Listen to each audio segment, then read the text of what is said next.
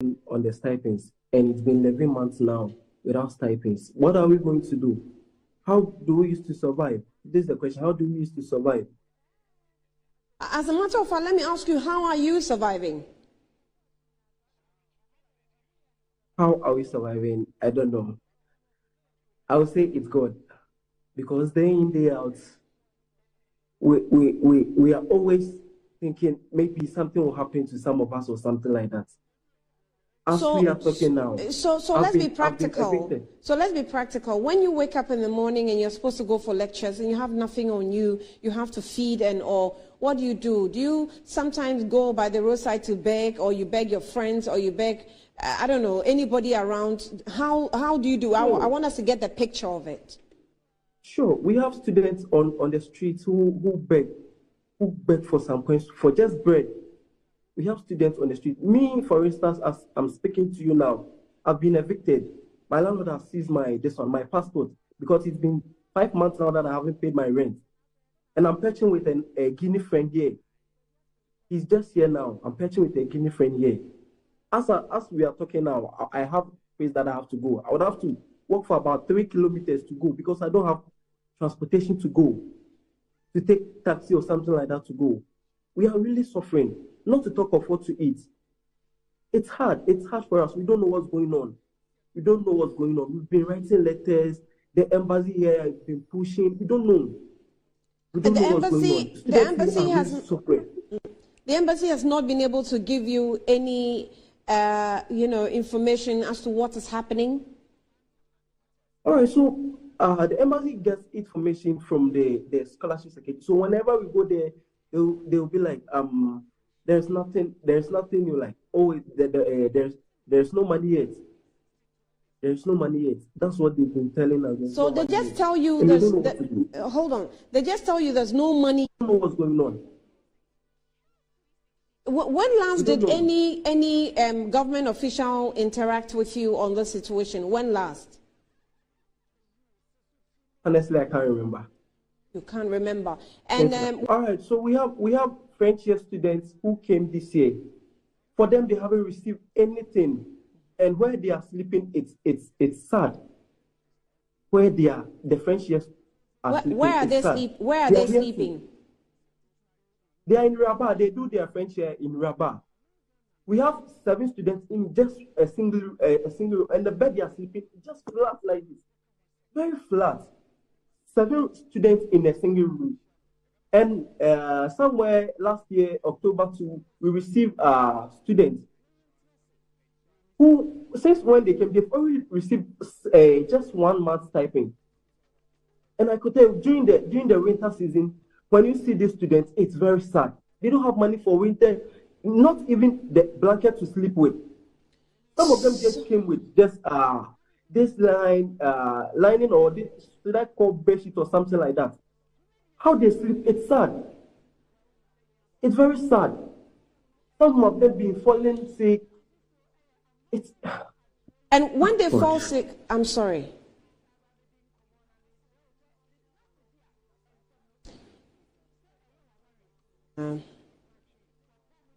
Okay. Viewers, we're interacting with Emmanuel Okon, who is the secretary of the Students' Union, and describing the situation. Stop talking to me. Right. I'm sorry. We still have you. As you're talking to me, yeah. I'm playing with someone here, a Guinea guy here, and I have only 1 week. This Sunday, I have to move to somewhere. I have to look for someone, some place else to sleep. I've been evicted. My landlord has sealed my passport. Where do I sleep? Oh, God. We are suffering. We are really suffering. Why? What did we do? What did we do? Why do we find ourselves in this situation? Why? As students, did we commit any sin, or did we? Why?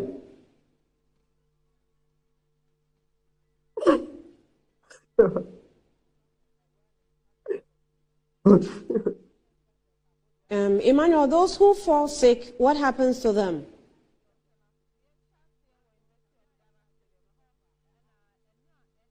Recently, we had one student who passed out. We rush him to the hospital. As at now, his hospital bills haven't been paid. And the bill leaders, the city leaders here, the hospital administration been calling them. We haven't received our health allowance, no book allowance. How do we, oh God.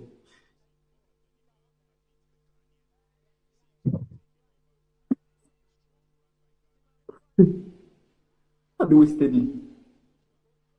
How do we study? Oh, wow. So, just we really need government.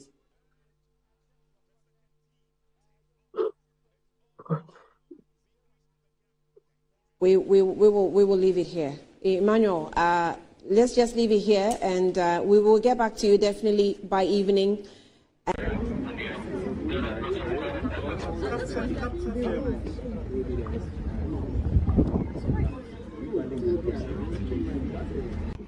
We are pleading with the government of Ghana to come to our aid. As ladies here in this country, we are not even able to afford like the basic needs, sanitary pads, and the worst of it all is like your parents will send you money and it gets here, it's nothing. You can't even take us as people. Why should you leave your country and come to this place and suffer? But it's not our fault. We were sent here by the government on a scholarship. Brilliant but needy students. The people you see behind me are people from very needy homes, and they got a government scholarship to come and stay. Now, it has been more than 10 months. We are going to the 11th month without our stipends. We live in a country where rent is $120 per month. That's the cheapest you can get at a place without security. But we managed to live there because even the stipends we are having is not enough. Now, it has been almost 11 months without the stipends. The question is, how do we survive? Our landlords are chasing us from our apartment. Some of us are sleeping with our friends. Some of us are sleeping outside. Imagine sending your daughter to an Islamic country to come and study for 10 months without sending him money to pay his rent. How do you want us to survive? There are people having debts, and they are chasing them.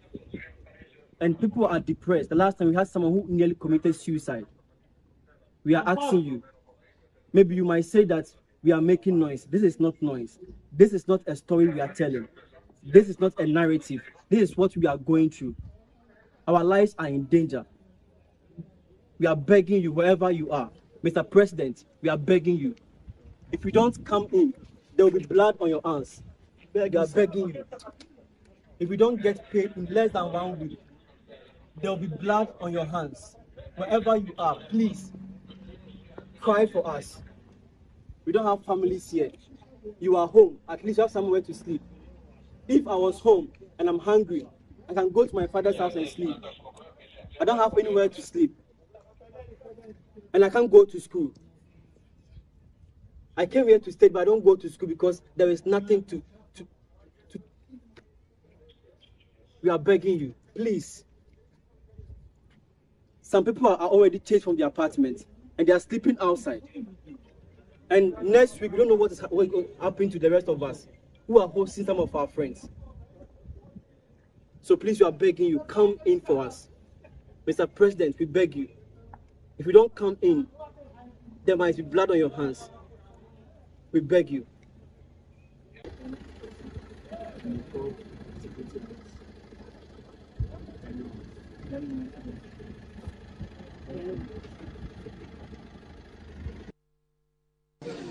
It is not confirmed whether what we have is an authentic audio. It's not confirmed. That's the first thing.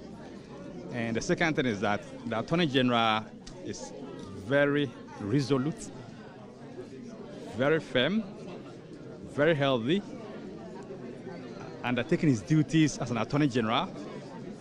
He's currently out of jurisdiction, and very soon he'll be back to continue his duties as an Attorney General of the Republic. Oh, we are in court, and cases of this nature are fought in court. We have closed our case in that matter, The first accused person has closed his case. The third accused person is in the witness stand undergoing cross-examination. So that's where our focus is. The NDC will say to that. There is no basis, my brother. But do you think the audios have, if there are any, have nothing to do with what we are doing in court. And the judge yesterday made it known to all of us that what we are doing in court is different from what we are doing in the public space. That's political. Our focus is to do what we are supposed to do in court for it to get to the end of this matter. We will start a visibility study and a plan to build a new city. Accra is getting gridlocked. The time has come for us to move some parts of the government services out of Accra.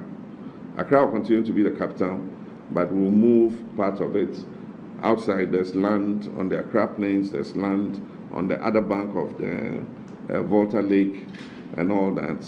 Already we're going to have a port terminal at Mpakadan to move cargo to the northern part of the country. There's a lot of land there. And so we can move some of the ministries, agencies, and departments out of the city so that we decongest Accra. Because Accra has expanded to its limits. The way it is going, if we're not careful, it will be difficult to continue to manage it as a viable city. And so we'll start the plan and the design and the feasibility. I believe that this will be a project that will take maybe 20 years to fulfill, but we need to start somewhere.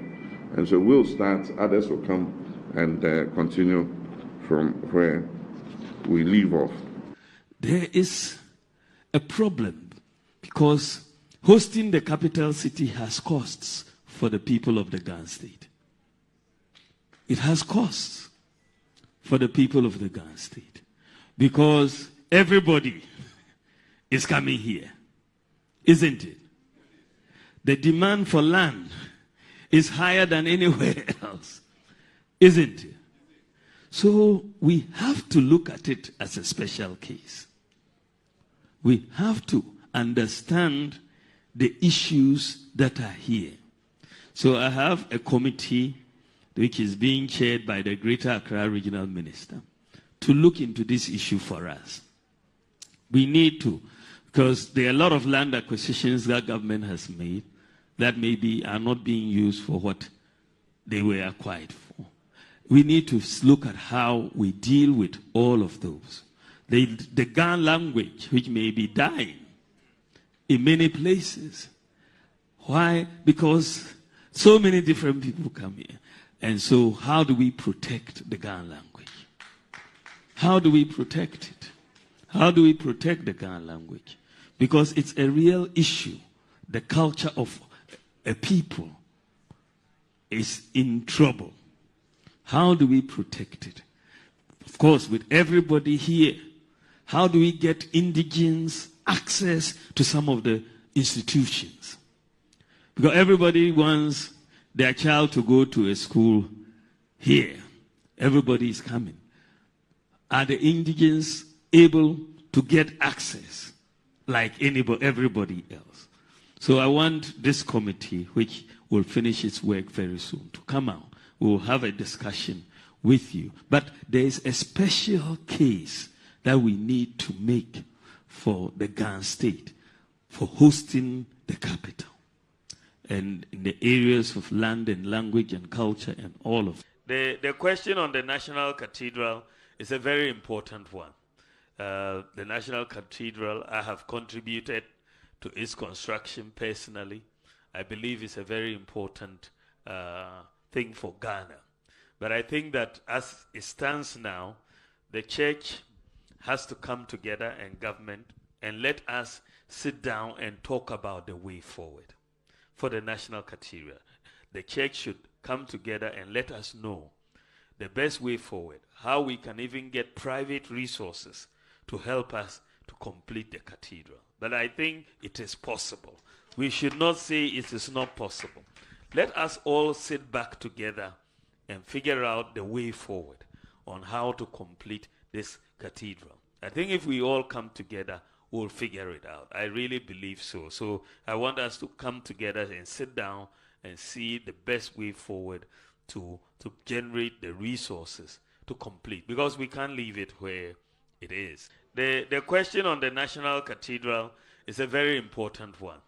The National Cathedral, I have contributed to its construction personally. I believe it's a very important thing for Ghana. But I think that as it stands now, the church has to come together, and government, and let us sit down and talk about the way forward for the National Cathedral.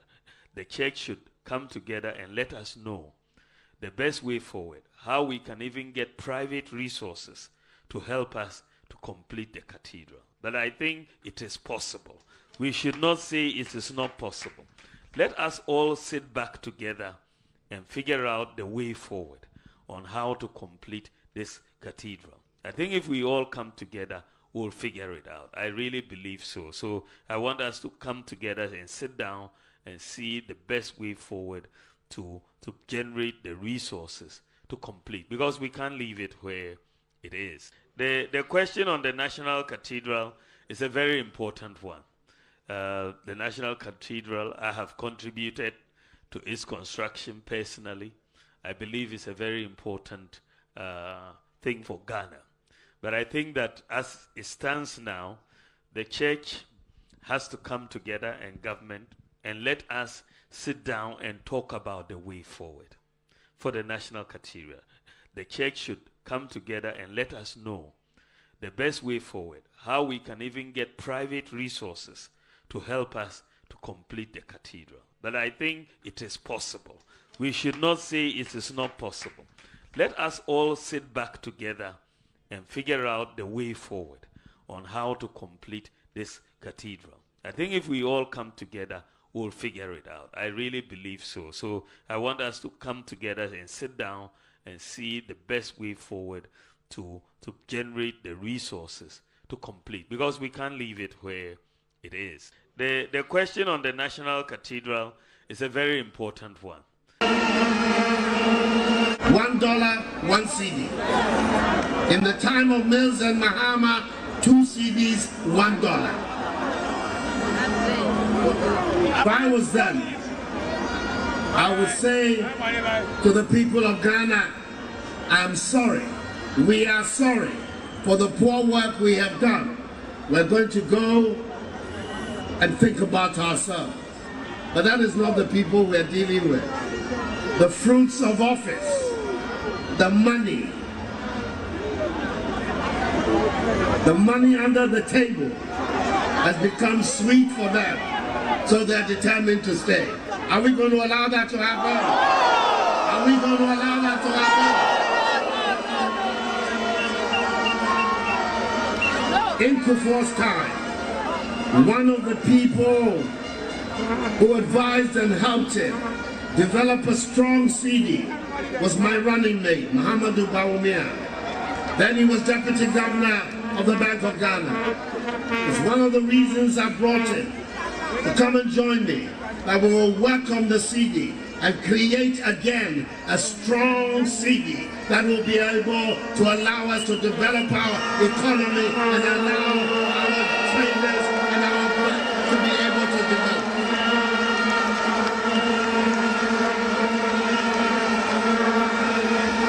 We have told the world that under our leadership, we're going to turn our back. What is the difference between the ordinary thief and a political thief? Number one, the ordinary thief steals your money, your bag, your watch, and your jewelry, isn't it? But the political thief steals your future, your career, your education, your health, and your business. Number two, the hilarious part is that the ordinary thief will choose whom to rob. But you are the one who choose the political thief to rob you. Because we choose them. We vote them. We blindly say we are not blind. Who is deceiving who?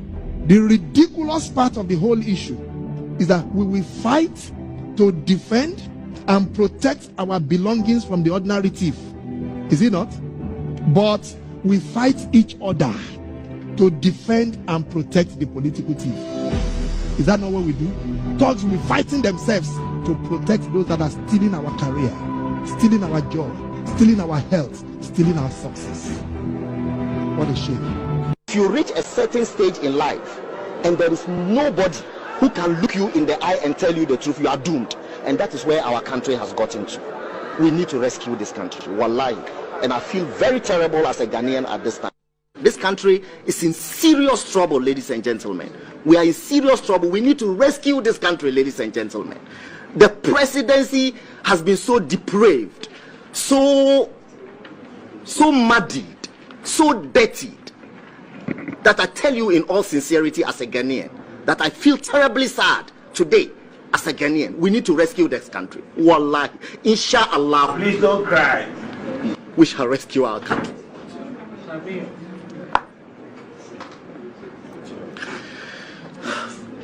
Government is broke, government is broke. But people are spending billions to go inside the government that is broke. Have you ever seen a minister who resigned because government is broke before? Government has no money. Have you ever seen a governor who said, ladies and gentlemen, when I was elected, I thought the government had money. Now I discover government has no money, I resign. Have you ever seen it? Government has no money, but they are bringing money out at election time. Where is that money coming from? So they are lying. What is happening is that there are two types of wicked people in government. Type 1, they eat current money. Any money they find in government, they will eat it. They are wicked about that one. There is type 2. Type 2, they eat current money and future money. They will say, my term will end next year. When I leave, how will I eat money? Let me borrow money now and borrow money of the future and eat it now.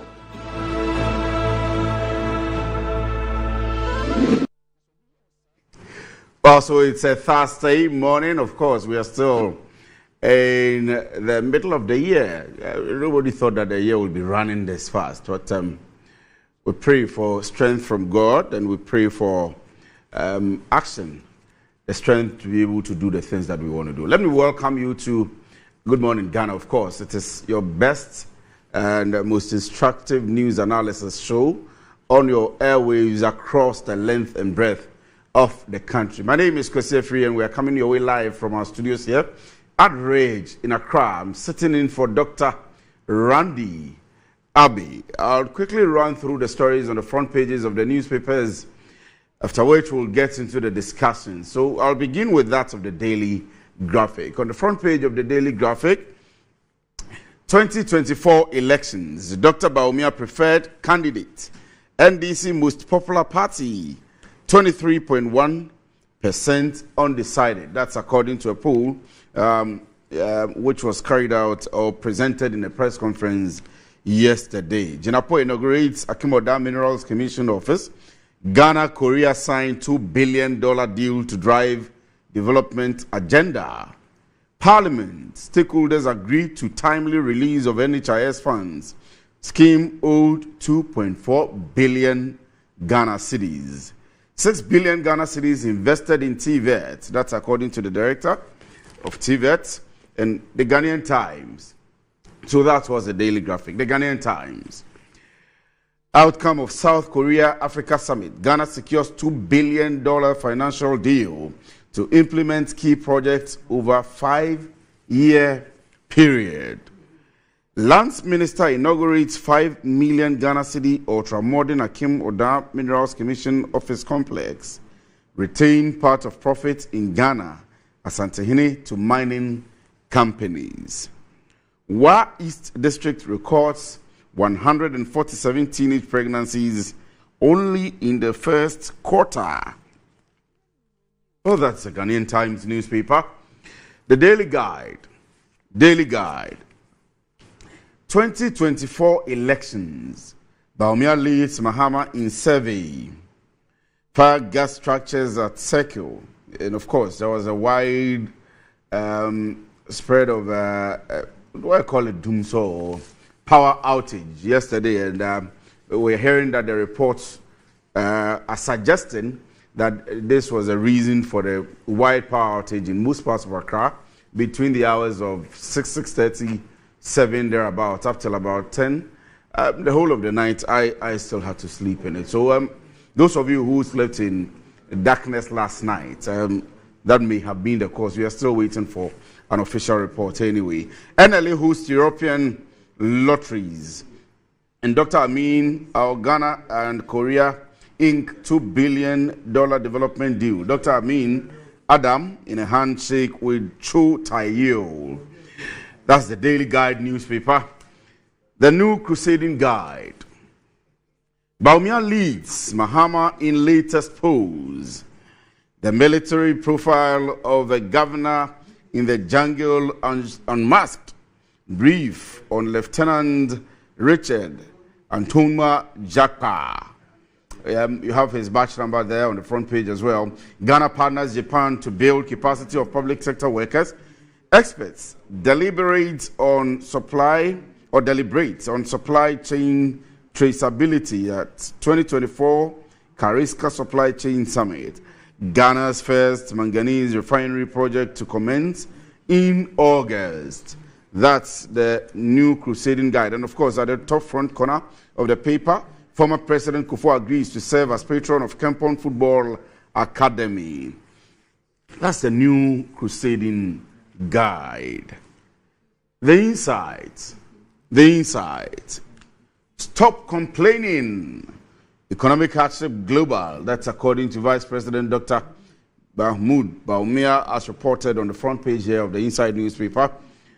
If you are a man with balls, personally swear affidavit to oppose Jakpa's tape. Sami Jemfi dares Attorney General Godfred Dami.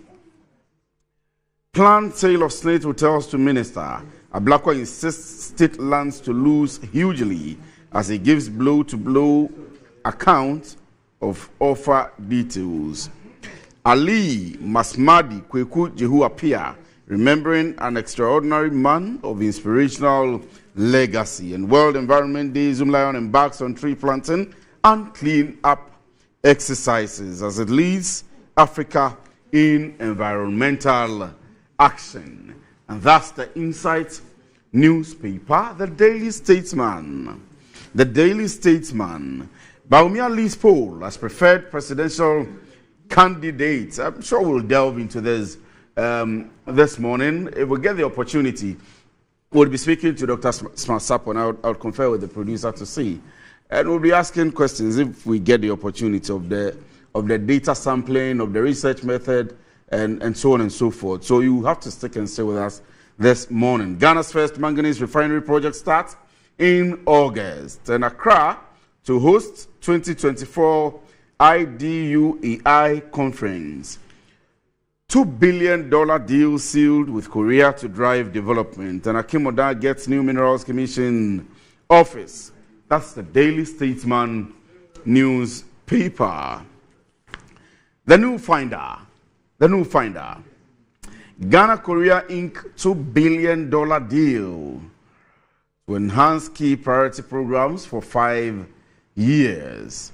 And Baumia leads Mahama by 4.4 points in Professor Smart Sapon's poll. Nigeria, fuel scarcity hurts businesses, motorists as union calls off strike, and minority sabotaging economy through misinformation. That's according to the leader of the majority caucus in Parliament, Honorable Alexander Afenyo Markin. And that's the finder of the New Finder newspaper. The Daily Post.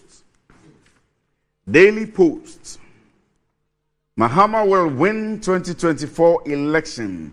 Gusi Tano says so. And pro-NPP lecturer churns out funny result of so-called opinion poll. Ostensibly to counter credible poll which has Mahama far ahead of Dr. Baumia. And Adamus mining saga. Why High Court ordered for IMC to run operations and protect state interests. That's the Daily Post newspaper. And of course, that does it for the stories on the front pages of the newspapers this morning. I am Kwesi Free and I'm sitting in for Dr.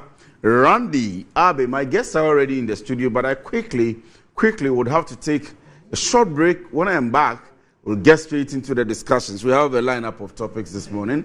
You want to stick and stay with us.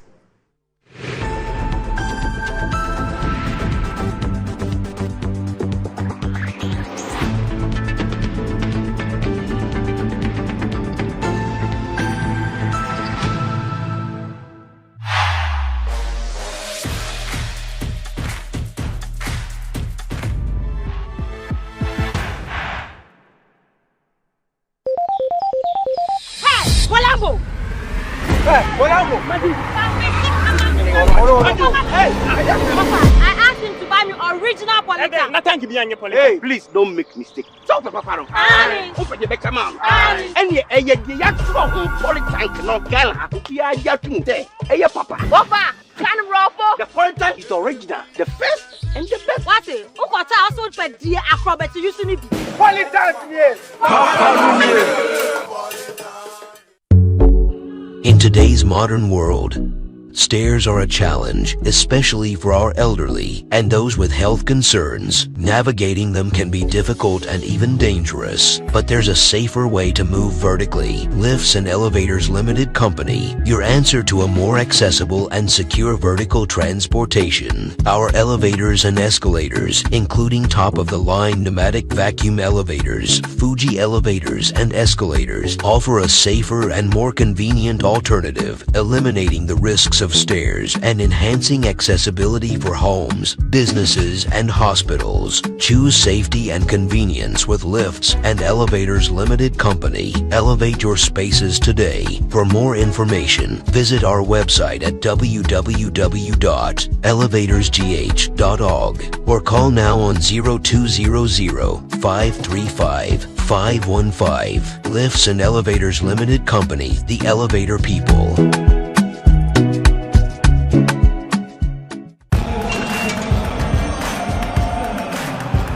We are back, bringing you the latest lineup from Betway. Betway starts strong with their front two, with Free Play Friday and Swipe Bet. In the middle, you've got all the control with Cash Out and Build a Bet. Plus, with Win Boost, you can boost your sports bet. At the back, they have Smart Picks and the partial daily jackpot. You always get way more with Betway. This advert has been vetted and approved by the Gaming Commission of Ghana. Bet responsibly. No under 18. Terms and conditions apply. Betway. Get way more. Anti-cavity, gum protection, brighter teeth, and fresh breath. I'm a fat missy way. The Pacho Bantama. Machasi.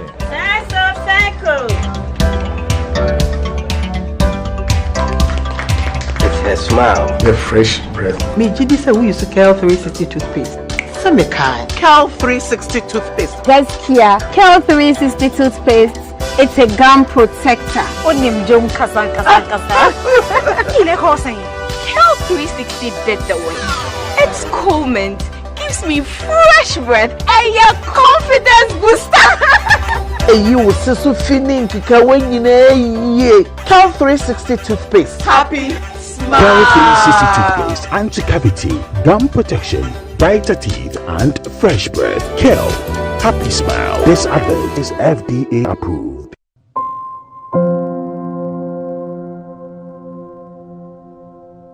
Ama, nansi mi jeno wo bin enko ye kwao. Ama ma ye bohu se kontomra akija. Nansi me hu se mi nyo basima kura. Ama me kunu me into kwankwa. Oh, you right. And you mo give us GC lecture and any capsules. Ah, you num boom. And what some na mo kana. E bua e ma ene meme nyina. Ne ma wo ba ye obesima. Na be ma so aye be mesima. Ya, we be bua wo kunu. Ama ne giant sa wo de hye ne botum. Na wanyinya ne nim ti sese ne oyi chokmo na.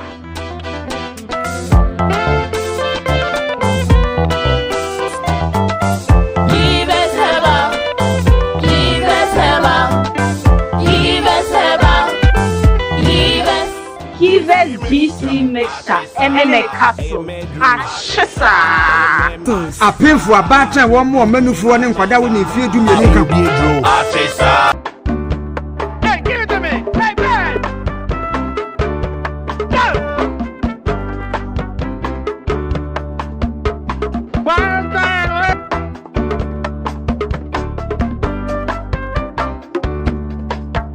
Stop! Hey, enough you guys, oh. Continue.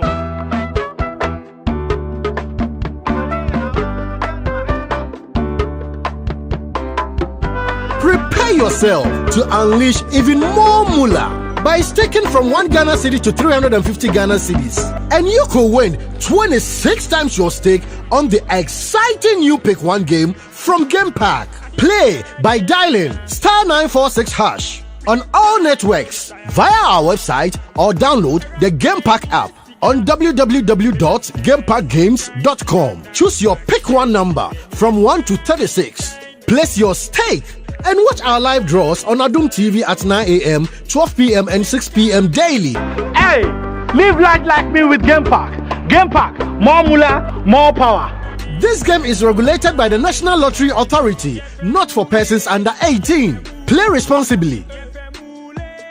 Do you need a place with a stunning view and serene environment just beneath the Green Mountains with a commercial center and recreational area with an amazing park? Then look no further.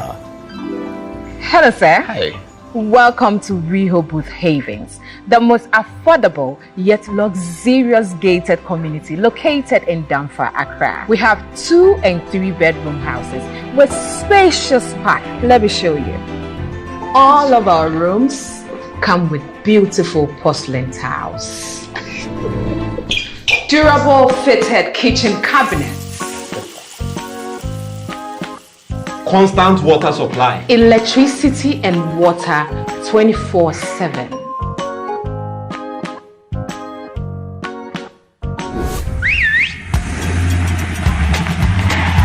I'm buying this house. Stop processing my papers.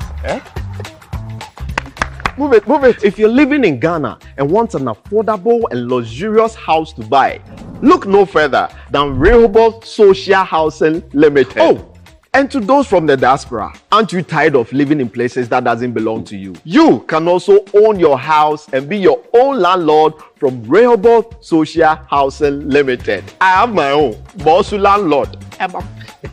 Contact us now. Rehoboth Social Housing. Your housing dream becomes reality.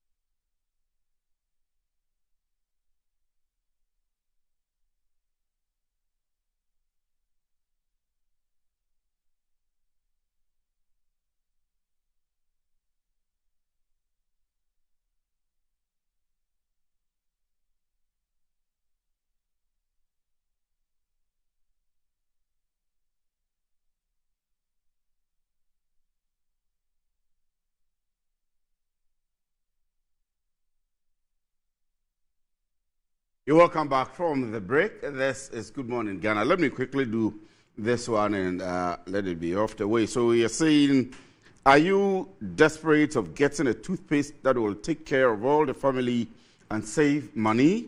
The recommended family toothpaste is Kel 360 toothpaste. Approved by the Food and Drugs Authority, Kel 360 toothpaste provides you and your family with all-around dental protection throughout the day with freshness. Kel 360 toothpaste is good for kids, children, and adults. Let your family be a proud family when they step out constantly using Kel 360 toothpaste. Kel 360 toothpaste brightens your teeth, prevents cavity, and with its cool mint, gives you a fresh breath throughout the day and protects the gum from decaying. For consistency and quality, use KL 360 toothpaste. KL 360 toothpaste, another product from Samara Company Limited, producers of Sasu. It's available in all supermarkets, malls, provision shops. Call Samara Company Limited on 0246 864 798. KL 360 toothpaste, happy smile. Now, enjoying the fruits of your labor is as important as enjoying the mansions of your labor. The pains of climbing stairs when not exercising could be challenging for all ages. But don't worry anymore. Lifts and elevators have got you covered with the best portable American pneumatic vacuum elevators on the market today. It is a simple self-supported elevator for both homes and offices, and guess what? It can lift your goods too. Wheelchairs can fit in, and they come in 3 custom-made models. It is affordable and can be installed within 3 days. Visit Lifts and Elevators at Sakumuno or call them on 0200 535 515 or send a mail to elevator@gmail.com for consultations and the best solutions in easy vertical movements. And you can patronize them. We've announced their numbers. My guests are already seated in the studio, and from my immediate left is the Member of Parliament for Botiano Englishi, Amanfro, who is also the Deputy Minister for Information.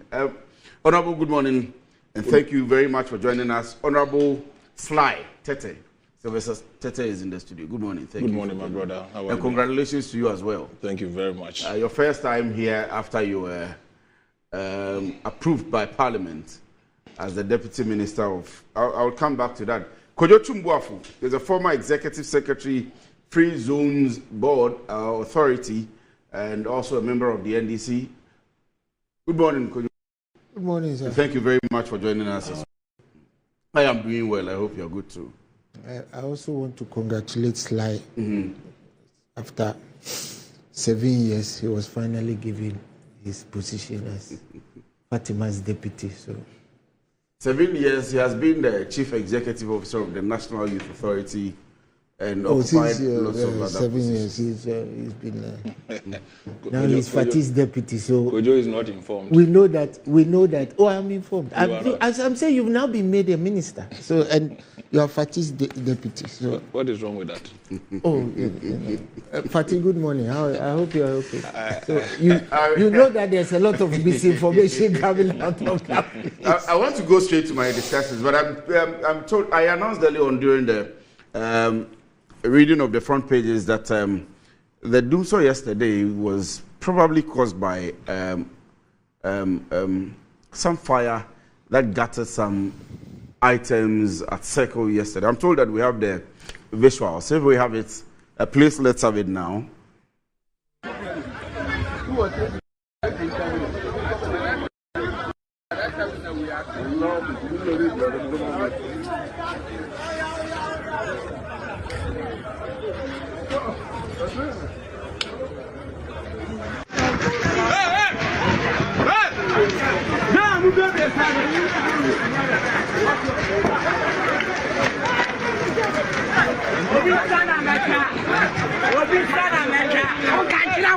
Madam, are you seeing them? I'm taking a video. See the place that I standing to off the fire.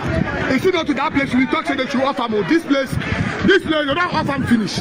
So now the day that I standing to off the fire, we don't talk about the place the fire they go. If you go off that place, they are not off that place, master. You understand? You see the fire, see them for here. If you are not being, they stand to off the fire. Look at him.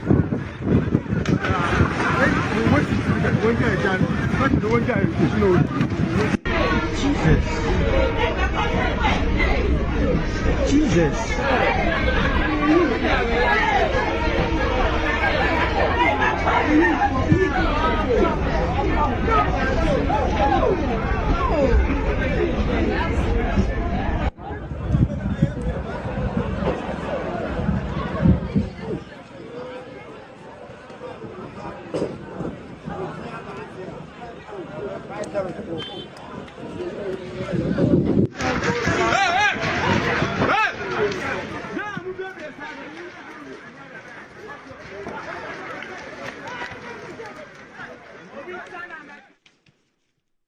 Also, that's it. That's reported by our newsman. It says some parts of Ekomog at Kwame Nkrumah Circle in Accra were gutted by fire. Wooden structures near the railway line were affected.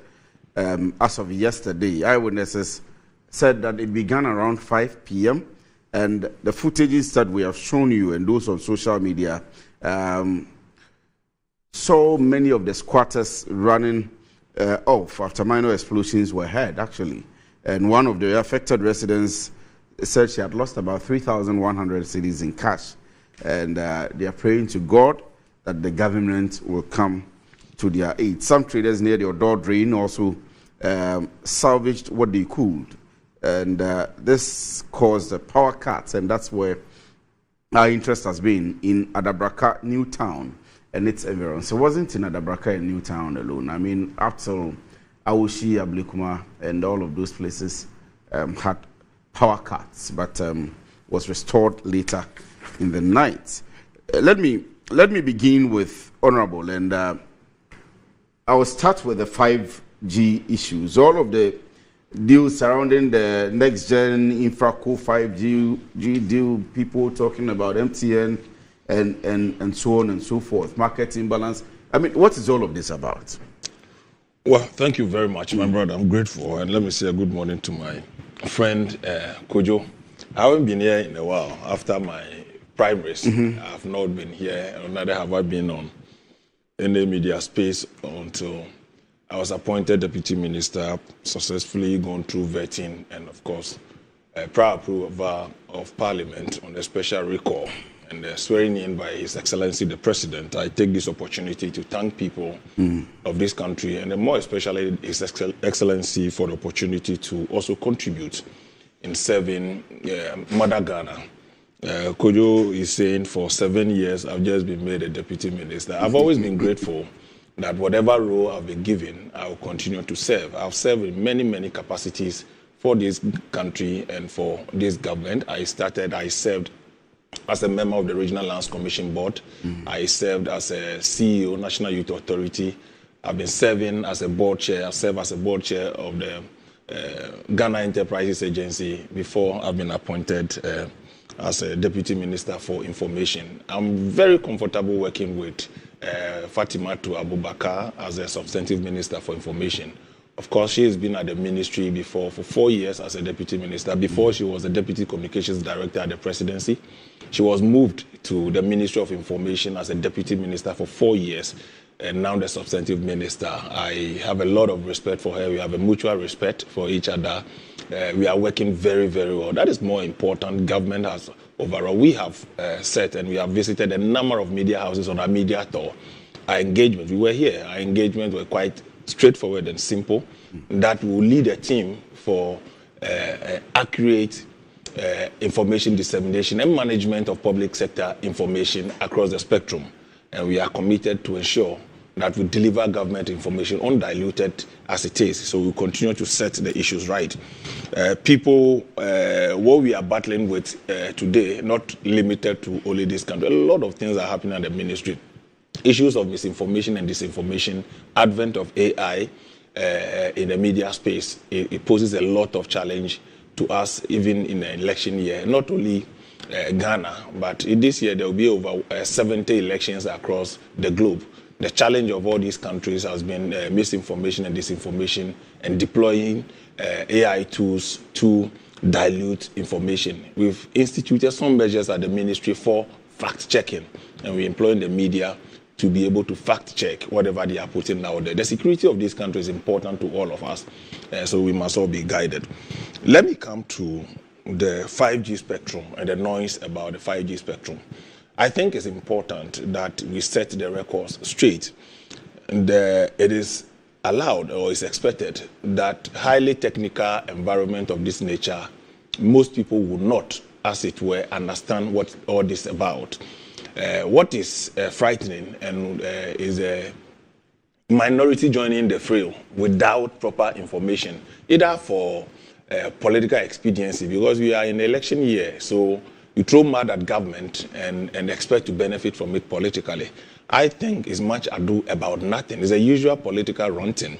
And I believe that industry players, if you have sampled the conversation that has arisen after the press conference by the Minister for Communication, I think that the industry experts, there's calm among the industry experts. Nobody is speaking. Those pushing an agenda against this forward-looking proposal by government and of subsequent decision by government, I think they either lack understanding of what is happening or they are just being mischievous. And that's what I can say about the minorities' press statement. But let me come to the issues. What are they?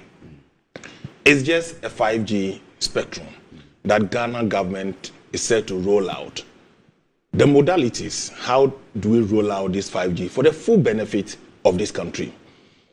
The 5th generation spectrum is a huge national resource, and we must be careful how to deploy a resource of that nature for the full benefit of this country. What do you intend to do with your 5th generation spectrum?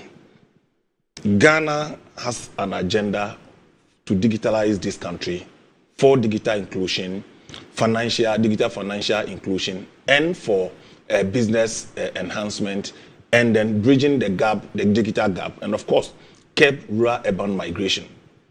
So we have had 2G, 3G, 4G, and now 5G. The history of this country has always been to auction the spectrum to the highest bidder. Anybody who buys a spectrum is motivated by financial gains. So once a person buys the spectrum and his financial profit-oriented obligations are met, then the person is cool. Therefore, in 9 years ago, 2015, the then NDC administration auctioned the 4G to MTN. They bought the 4G. After 9 solid years, we've had only 15% penetration of the 4G spectrum in this country. So how do you continue to talk about all the things with the cost efficiency? Because they are motivated by, so when there's monopoly, you cannot control the cost. So the cost efficiency, accelerated development, optimized spectrum usage, and of course, enhanced rural coverage. So the rural coverage is completely missing. You will realize that the cost of data will obviously go up, because if you are still locked up on your 2G, 3G, downloading data in itself will become problematic, and therefore the cost will be high. So what is government motivation today? We are saying that there are industry players. Why don't you have a resource sharing for all the industry players so that you risk the cost? Okay? Isolate risk factors, especially cost, so that everybody that has a role to play using the spectrum will have opportunity to fully develop for national integration and the national coverage as it were, so that the cost will come down. So government clearly set out that I'm not going to auction the 5G as we did auction the 4G. In as much as government is looking for money for this economy, we think that overriding benefit of national coverage of our 5G will bring us more resources and money and capacity than just auctioning the 5G as we did with the 4G. So we said that no, bring all the industry players together, set up a special purpose vehicle. Don't be motivated by getting the money today as if you want to sell your natural resource without adding value. So add value to this spectrum. Let them develop it fully. So our target is that within 6 months of rollout, because of the existing infrastructure we have and the players that are coming on board, we will have 50% rollout in 6 months. And that brings a lot of benefit to this country. And subsequently by 2030, we should have a full national coverage of the 5G spectrum. Then all the benefit that comes with the spectrum will be shared equally.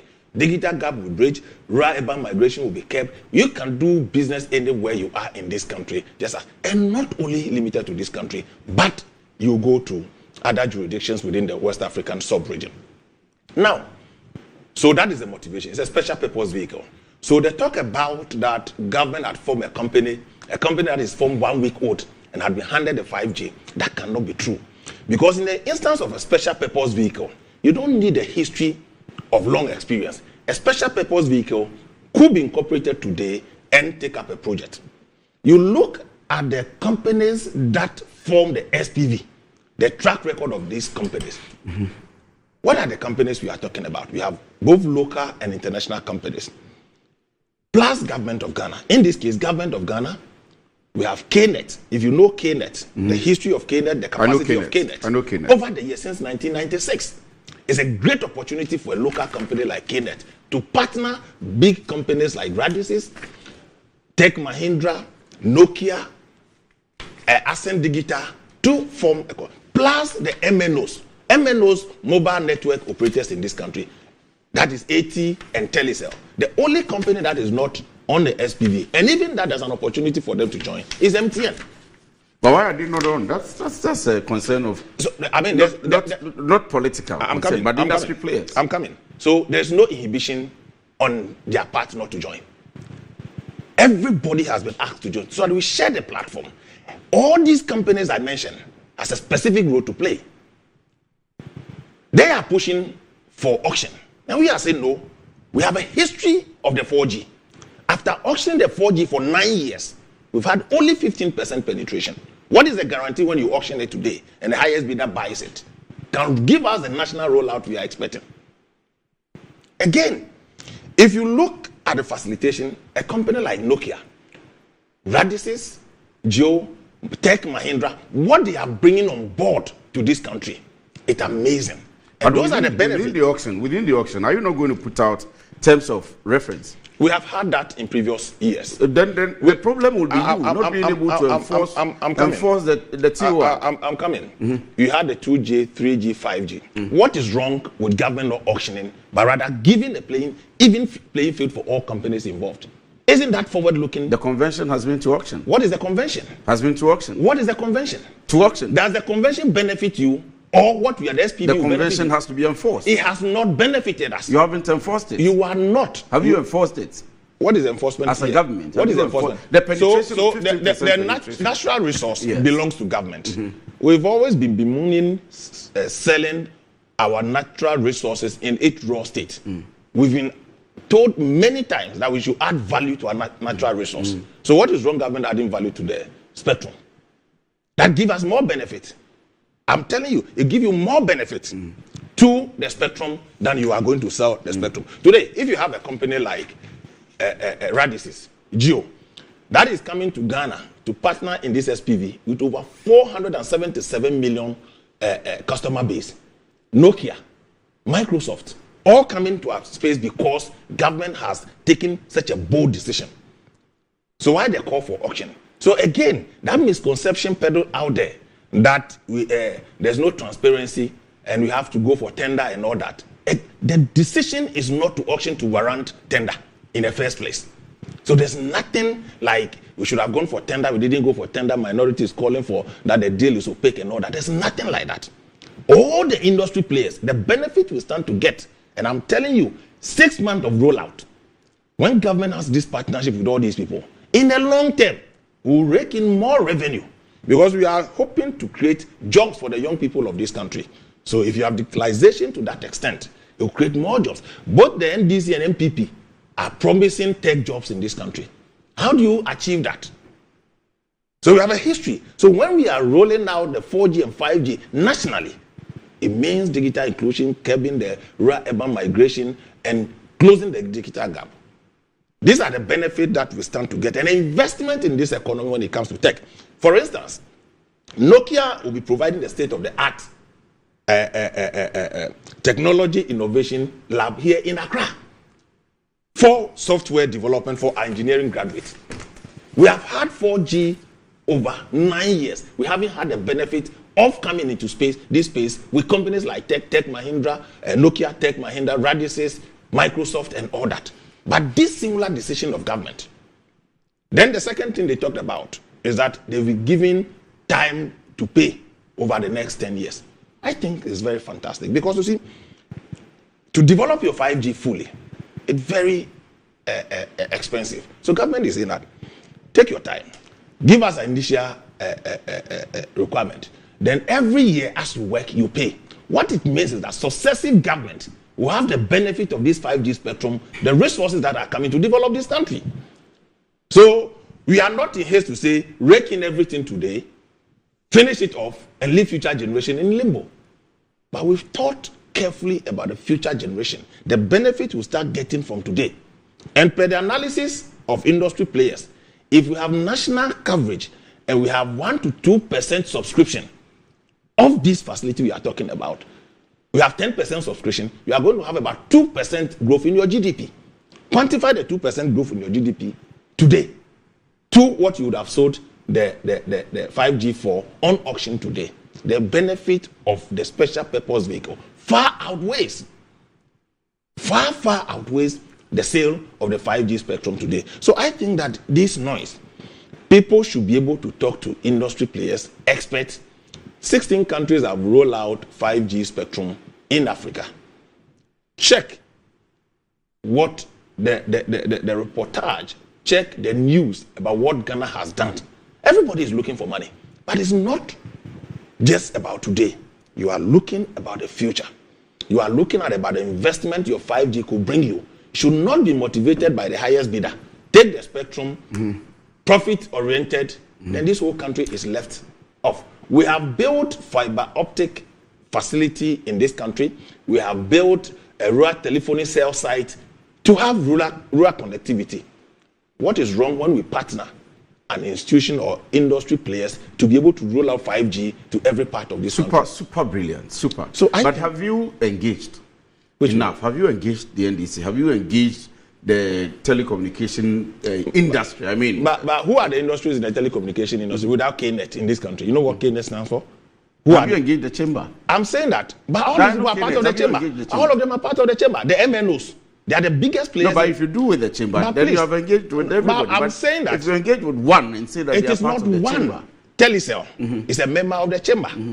80 is a member of the chamber. KNET is a member of the chamber. Have you engaged the chamber? If you have not engaged them, how did you come by them coming on the SPV? If you have not engaged them, these are active players of the chamber. Have you engaged requisite stakeholders? NDC like what? No, please. There's nothing. We don't engage NDC. We engage Parliament. We engage industry players. You can political parties. Please. Government policy. Once government and cabinet has taken the decision, it behoves on the sector minister to engage stakeholders as it were. That is why the presser was done. When Parliament reconvenes today, I have no doubt in my mind that the minister will be in a rush to Parliament to brief the committee and subsequently the Parliament as a whole. The members of Parliament are the representatives of the good people of this country. There's nothing wrong. Members of Parliament have been engaged. Let me read something to you. Hold but let me put the question to you. Go ahead. So the question I want to put to you is that according to the Honourable Minister, members of Parliament have been engaged. I said when Parliament reconvenes, they will brief, because I'm aware, because I've been a member of the Communications Committee. I'm aware of these processes of rolling out a 5G. But where we are today, that's what I said, and some people misquoted me in the media. I said Parliament is on recess. The minister had not had the benefit of meeting the committee on the final conclusion. And when Parliament resumes, the minister will come and brief the committee. And that it is not a necessity to auction. Looking at the options on the table and the relevance of what the government is doing now, can I then say that NDC hasn't done enough research to be attacking You see, the Sly just caught himself just in time because he knew that Parliament has not been engaged. Let me read something to you. The minority in Parliament has raised serious concerns about the legality of the 5G deal awarded to Next Gen Infraco by the Akufo-Addo Bawumia government. They argue that the transaction being finalized without the knowledge or approval of Parliament is a violation of the law. The government has previously announced plans to launch the 5G network within the next 6 months, and it goes on and on. And then apart says Eslowusu Ekufu, the minister, please, the Minister for Communication and Digitalization defended the decision, stating that Next Gen Infraco was specifically created to handle the 5G. She added that no other infrastructure company with the capacity to do that exists in Ghana. You see, the problem with what Sly is saying is not how beneficial it may or may not be to this country. It is that the procedure that they have used is a violation of law. Which is? You haven't consulted Parliament. And again, Sly said something that shocked me. He said that it is better for them to realize revenue over time than to auction the spectrum and collect money at once. When did you realize that? Should we go to a Japan? When you sought to do a Japan, did you realize that you could wait for money to come to us as a country over time? When you collateralized state revenue that was incoming over time, like ESLA, did you know that the money coming in over time was better than collecting the money at a go, blowing it on unnecessary things, and then us paying into the fund over time, basically paying into a black hole? That SML thing that they did, some of the monies that went to SML came from ESLA. So when the Sly and his group learn that taking the money over a period is better than just collateralizing funds, collateralizing revenue, blowing the revenue, doing things like a Japa. So, whatever good that he has sought to enumerate here over time, one, what the NDC is saying is that what they did was not grounded in law. And laws are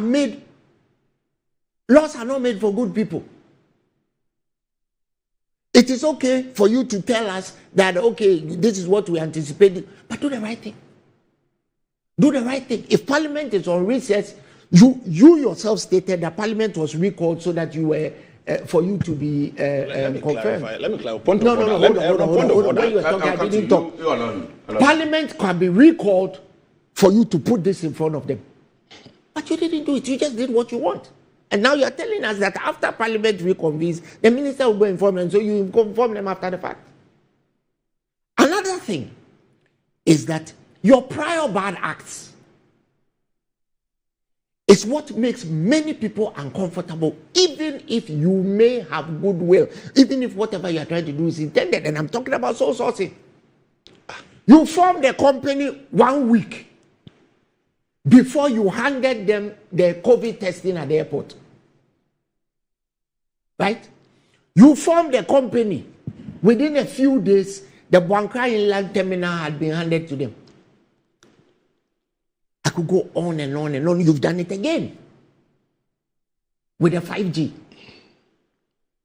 And yes, there are Ghanaian companies in there, but what is the percentage of what they really own within that whole thing? So, without the knowledge, the full knowledge of what has gone on, right?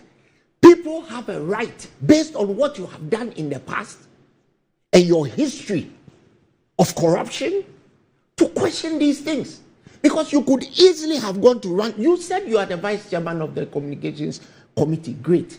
You could have gone and run this by the communication committee. Everybody could have been assessed of what was going on. And then within the framework of Parliament and whatever rules you operate within there, you do whatever. So, for me, as far as I am concerned, whether what you are doing has good intentions or not, you have to admit that the process and the procedure to which you have used is not the right procedure. And that is what the minority is decrying. And then also to say, oh, there is no company in Ghana that can do that. You see, as an engineer, and I've been in this business for a long time, we have said in this country so many times that, oh, we don't have the capacity to do this, so let's go here. We don't have the capacity to do this, so let's go. Without any empirical evidence whatsoever. In the past, Ghanaian professionals, engineers, and what have you were won contracts, and they were told, if you don't have the capacity, go and source the know-how from outside. So you are the principal consultant, so to speak. Now it is the other way around. They give the contract to the foreign companies, and then they come and look for a measure of tokenism to continue ripping and raiding this country of our resources. So Sly, what we are saying is that you should have gone through the right procedure. You cannot have a hen before an egg. What you should have done was to take it to Parliament. Agree amongst yourself in Parliament that this is the way we should go, or this is the way we shouldn't go. You don't form a special purpose vehicle, decide within 1 week to give them a contract, and then come and sit here and defend it and say that the companies have this capacity, that capacity, this capacity. That's neither here nor there. And like you yourself said, oh, the MTN won the auction, and when they won the auction, they only did 15% penetration. So that may or may not be true. The question is this: if even those who won an auction did 15%, what will happen if you simply hand it over to somebody with a promise? Your hope may be springing eternal, but at the end of the day, you simply have handed the 5G spectrum over, whatever the intentions are, to a special purpose vehicle without due parliamentary procedure. That's the problem that people are having with it. And I think my small suggestion to you is that you people should learn to do the right thing, because this is not the first time. Like I said, you did it during the COVID time. You handed over a contract to a company that was formed within what? In that case, it was like 2 weeks, 17 days. They got it, and they made $87 million per their own reckoning. They made $87 million out of it within a few months. Shipped all the money outside, and the government of Ghana was left with $7 million. This is data from the Ministry of Transport. That is what Ghanaians are decrying. You people have done this too many times, and you don't seem to learn anything from it. Whatever the intentions are, please go and do the right thing. Go and do the right thing. So you agree with Honorable Sly that from what he's explained, the intentions are good, but your frustration maybe is that they haven't followed the right procedure. See, Sly says that the people follow my logic. Mm-hmm. When the 4G was auctioned, people who actually won the auction have not done what they are supposed to do. They are supposed to do. So what happens to those who have given it to for free? You see, again, so, let me offer some education. Let me offer some education, because you see. Okay, so you. Let me offer some education. Don't use condescending language. Don't educate me. No, not in respect to you. Well, there are many people in this country. You may not need education, but on this matter, on this matter, Kojo, you see, your habit of always wanting to engage, I can do the same thing. Honorable Lalai, I'm saying this. You may be more informed than I am on this topic, but when it comes to being educated on something, we have laws in this country. You don't do the wrong thing and come back and offer me education. That is what people are saying. If it is the case that what you are doing is indeed beneficial to this country, use the right procedure. Because this country, your administration came to power under the auspices of saying that things like soul sourcing, I'm quoting a Kufuor, I think of the past. And throughout your administration, that is all you do. And people can see through it. You have just offered here a thesis about how the people who won the 4G did not utilize the space that they were given to the benefit of this country. And I'm asking you, if the people who won it by auction didn't do what they were supposed to do, what happens to the people you gave it to for free? And it is very, very it is a logical argument I'm building. Kwesi, if you come and ask for my daughter's hand, and I charge you big dowry, you pay the dowry, you go and abuse my daughter. If you came and I gave it to her to you for free, won't you do worse? This government is synonymous with process abuse. They are synonymous with doing the wrong thing and flouting all the things they said before they came to power. So what would you have them to do? They should go. They should do the right thing. They should move away from the special purpose vehicle. They should have done auction. What exactly do Whatever it is they wanted to do, they should have gone to run it by Parliament first. So your concern is that they should have gone to Parliament? Obviously. Okay. So if Parliament can be recalled to approve ministers, Parliament can be recalled to look ratify. at this thing. Okay. Yeah. Let me share with my brother and for benefit of our viewers. I mean, you are misinforming the public with the role, and then you can even go back and read the minority's statement. And what is it that they are calling for? That it must come to Parliament. You see, they are not saying that the special purpose vehicle should have come to Parliament. He's not going to Parliament for approval. And he won't go to Parliament for approval. And no law has been breached. No law. And they have not even questioned the special purpose vehicle. So if you keep here and making reference to a 1 week old, your own minority, they ran away from it. When that misinformation was put in the public, carefully, when your minority crafted their statement. I have the statement here. I can read it. I'll read the first paragraph to you. Please. You see, there is no law. Once there is no procurement, there is nothing like entity and order. So the decision is that we are not going to sell it. So that will not occasion any tender to call for competitive bidding or anything. So anybody going on that route is misinformed or want to be mischievous or ignorant about the whole fact. The minority, as it were saying that the country has been committed to more than a year. They were quoting the Public Financial Management Act, PFM Act, Section 33, 1 and 2. The PFM Act they quoted is in respect to when you commit this country, okay? When you commit this country to financial obligations, and the legal brains are listening, they are watching to all of us. When you commit this country to financial obligations for more than 1 year, in this deal, government is not committed. I granted a number of interviews and I've said that government legal advisors will respond to that particular provision of legality they've raised, as it were. But I'm saying that when the minister comes to meet the committee and brief them, it is not to say that it needs parliamentary approval, as it were. What doesn't it?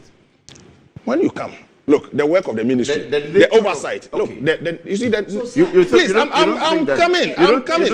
Can you allow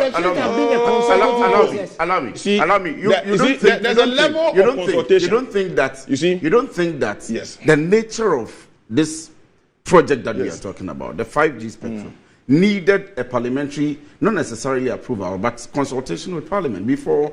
What you see, there's a level of consultation. Ministers do consultations almost all the time. Parliamentary consultation. Yes, that is what I'm saying.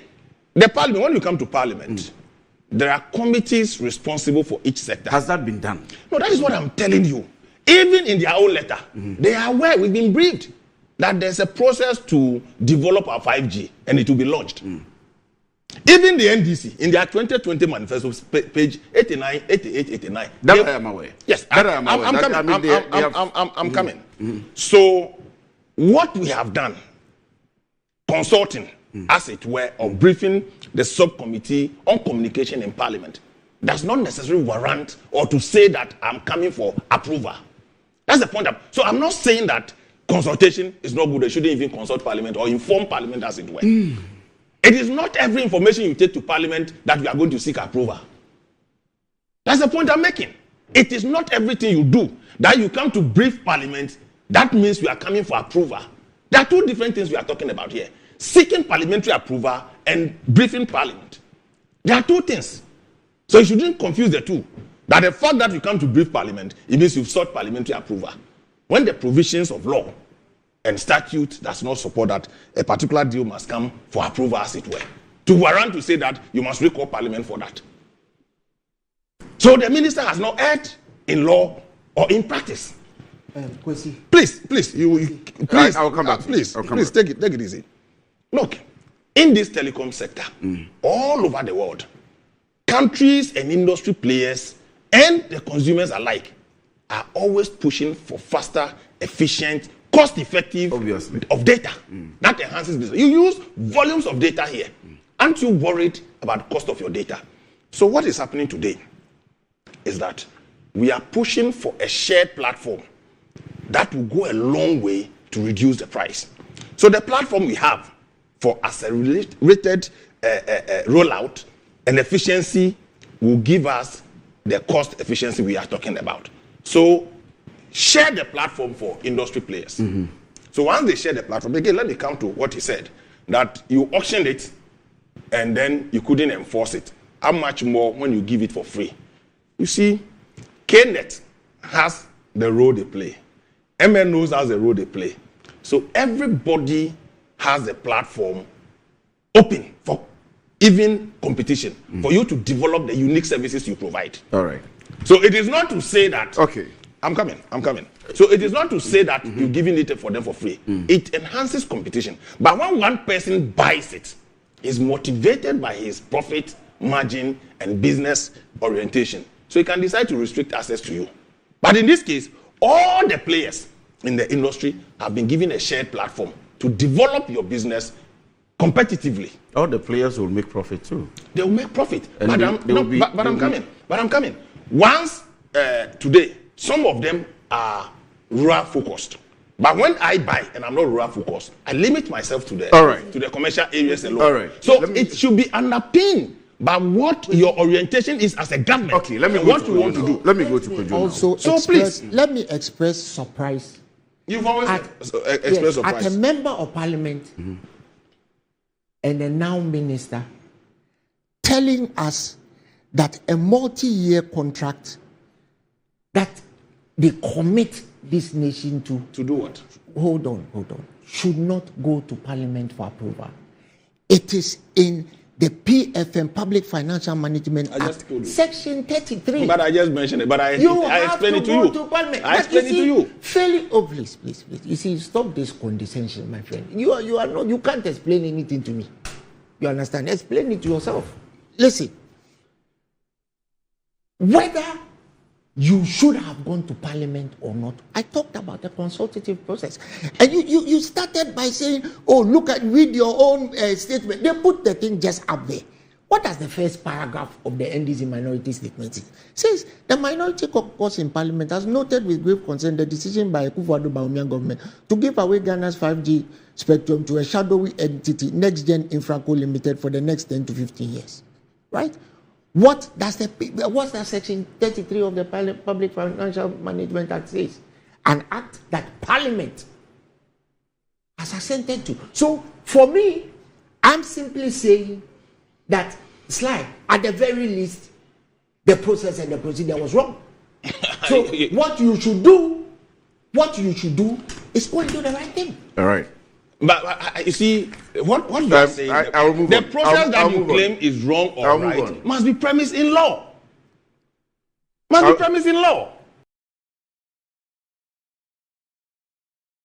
have PFM is not law, right? But I've told you the interpretation of the PFM Act.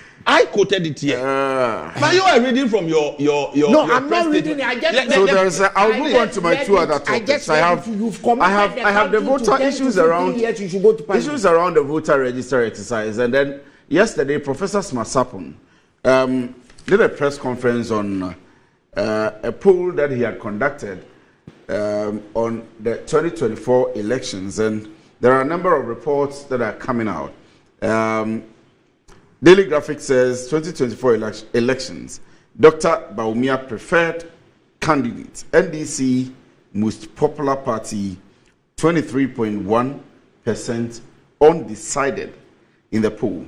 So baseline survey report by a political scientist has highlighted the strengths of the National Democratic Congress, NDC, as a party, and Vice President Dr. Mahmoud Bawumia as a candidate for the 2024 general elections. It states that the flag bearer of the NPP, Dr. Mahmoud Bawumia, leads as a preferred presidential candidate for the 2024 general elections, although the NDC remains the preferred party for majority of the voter population. The survey was conducted in April 2024. The survey report showed that 38.9% of the respondents favored Dr. Bawumia, with 36.1% preferring the flag bearer of the NDC, John Dramani Mahama. The report, however, said the NDC led in popularity with 38.8% as a political party Ghanaians were likely to support in the coming election. The popularity of the NDC, it said, was higher than the NPP in Bono East, Greater Accra, Northern, Uti, Savannah, Upper East, Upper West, and Volta regions, while both the NPP and NDC were at par in popularity in the Western North region. Quote, a very large number of prospective party supporters, 23.1%, were undecided on the party to support as at the end of April 2024. Until they decide to take the interest of one of the political parties, they may remain floating, the report said. Quote again, most undecided region is Western with 38% undecided party supporters, while Northeast becomes the most decided region with only 9.8% undecided party supporters, unquote. A smaller party, all smaller parties put together are unpopular across the country as of the 30th of April 2024, the report added. So I'll, on this note, take a quick break, but I've just given you a brief on the report by Professor Smansapon. If we get him on the line, we'll ask him one or two questions and come back in the studio. If we don't, I'll come back from the break and begin with Kojo Chumbuafo on the polls. The political parties have expressed their reactions or concerns on these polls. So stick and stay with us. We'll be right back.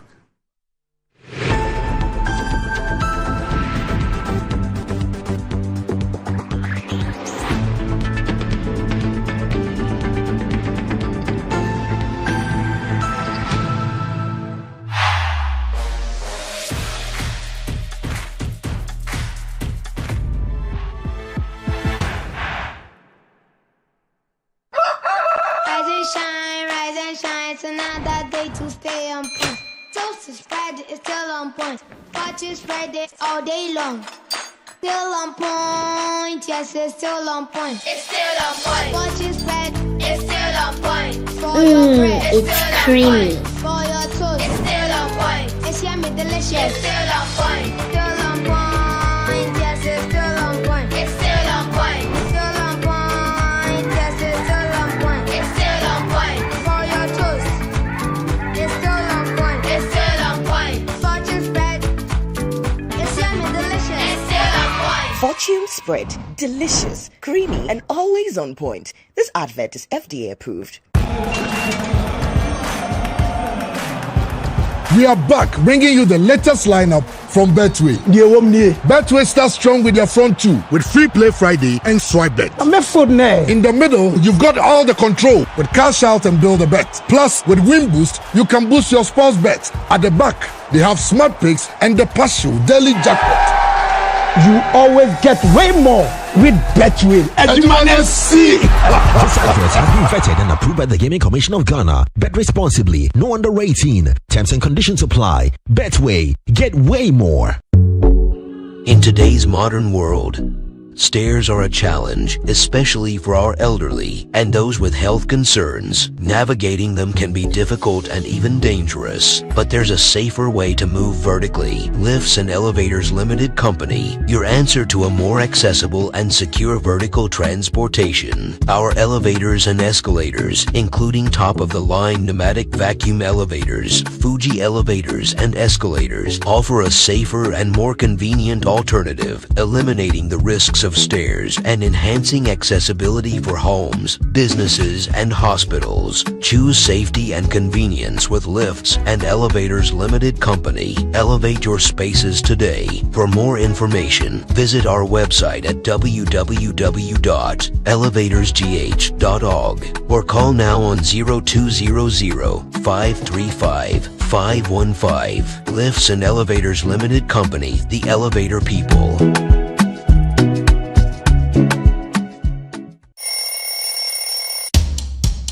Anti-cavity, gum protection, brighter teeth, and fresh breath. I'm a fat missy way. The Pacho Bantama. Matasi.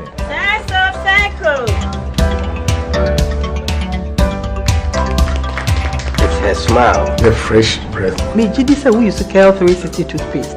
Some kind. Cal 360 toothpaste. Gaskia, Cal 360 toothpaste. It's a gum protector. Onim Jom Kasan. Ile Hossein.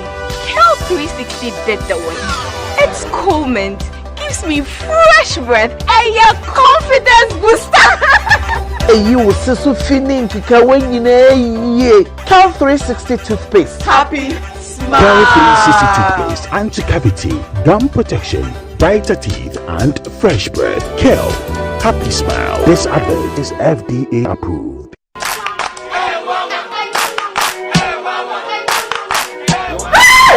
Mama, Papa is walking home.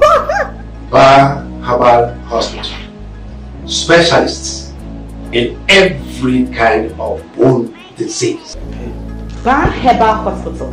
Hey, baby, a son of a good beer. Nanso, yade timi sapa dom pemu yade. Spinal cord, swelling of the arms, arthritis, bone injury, swelling of the leg with reddish color around it, and so on. See, Bar Herbal Hospital has special ultra-modern machine for checking up the body. I have tried them and I got good results. Try Bar Herbal Hospital.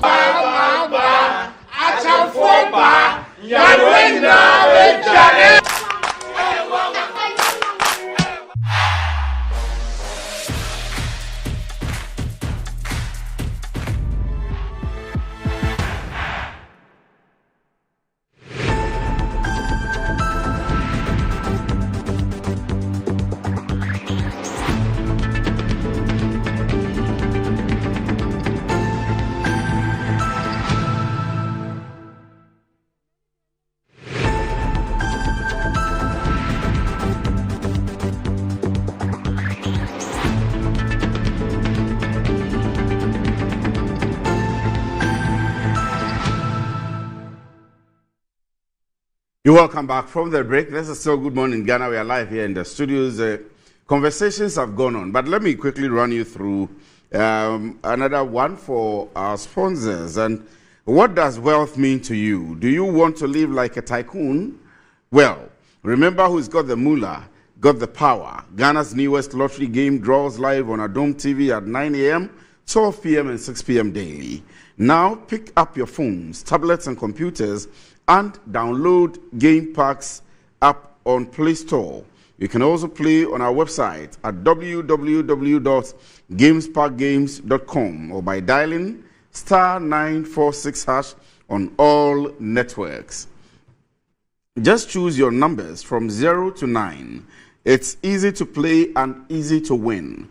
Charlie, make we play this game and make more moolah. That's cash. Nobody beats our odds in Ghana. Game Park Games, more moolah, more power. This game is regulated by the National Lottery Authority and it's not for persons under 18. Please play responsibly. Aye Soko, the Akosumbo Dam be big, but Betway's cash out be bigger. Betway is giving you more control over every thrilling bet you place.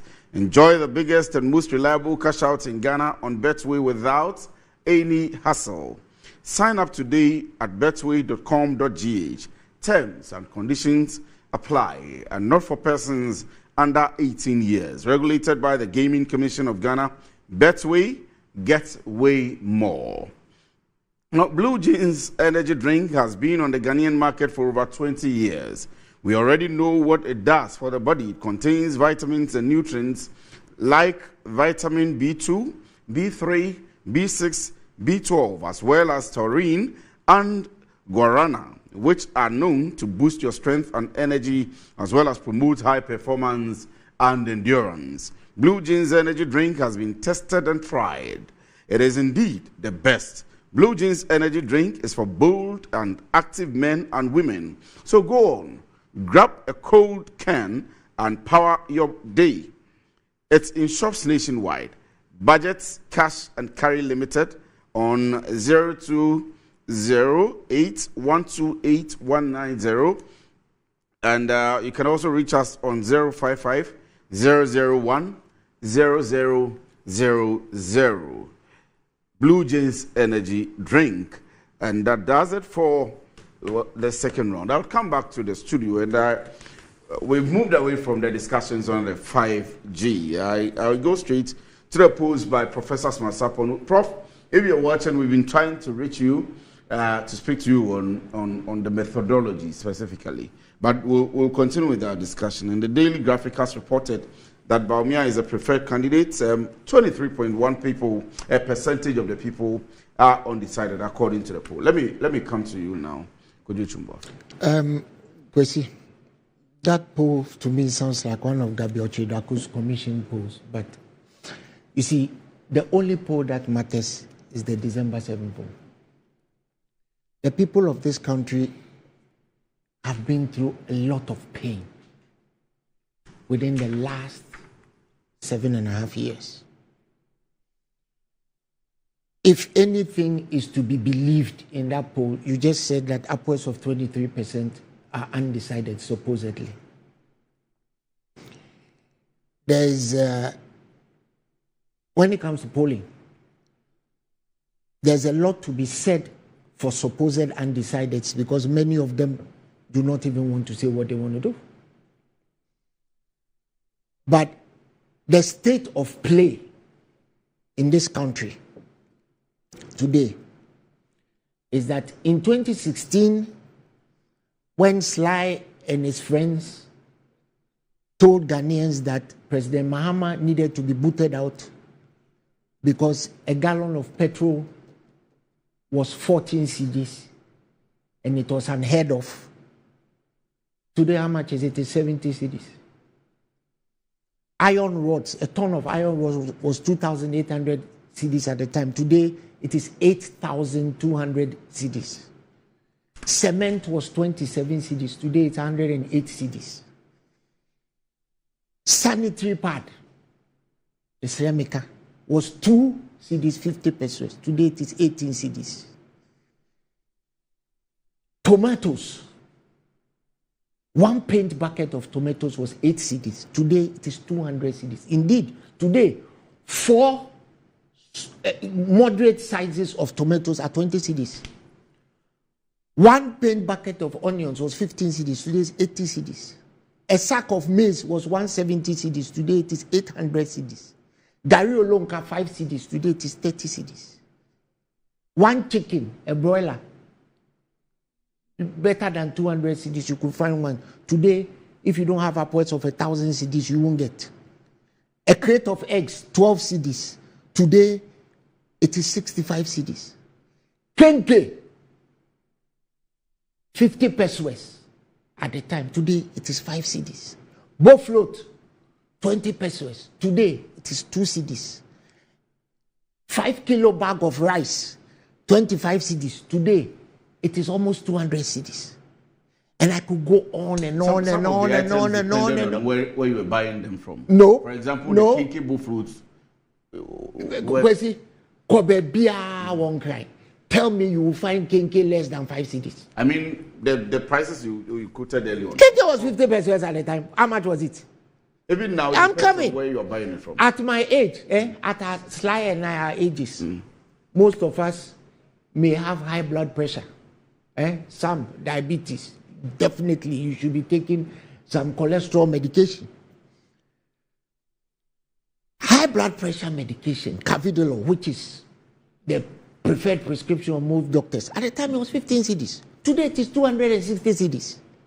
Forciga, it's a blood sugar medication for diabetic patients. It was 70 cedis. Today it is 850 cedis. Couple that with the fact that most of us have lost our savings. Before Kenoforiata became the finance minister of this country, nobody knew that your bank account wasn't safe. Nobody knew that you could have treasury bills, which is essentially a call account. That is the reason for which you save the money. You go and ask the bank for it, and they will tell you that the Ministry of Finance says they shouldn't give anybody their money because the cedi is tanking. Nobody knew that after criticizing President Mahama's government for having 120 billion cedi debts worth of debt, which encompass all the debt from Gadisberg to 2016, today we'll be at 680 billion cedis worth of debt. Sly and his people have quintupled the amount of debt we had. When they came to power, before they came to power, they talked about nuisance taxes. Everything was a nuisance tax. ESLA was a nuisance tax. Am I lying? You're a media man. They highlighted ESLA. As soon as they came, they collateralized ESLA. So the ESLA has been collateralized till 2035. And the residuals from ESLA is what they used to pay that scam, SML. Where a free zone operator suddenly metamorphosed into a company that could now collect tolling on fuel. When KPMG were tasked to audit that scam, the presidency came and lied about the amount of money that had been paid to them. They said, oh, around 1 billion. When the KPMG report was finally released under enormous pressure, we found out it was upwards of 1.5 billion that has been paid to them. The people too are telling us that nobody has paid them 1.5 billion. We live in a country where a minister stores millions of dollars in her home. The money is so much that her house help has stolen enough to build a house, buy vehicles, start businesses, and she didn't know.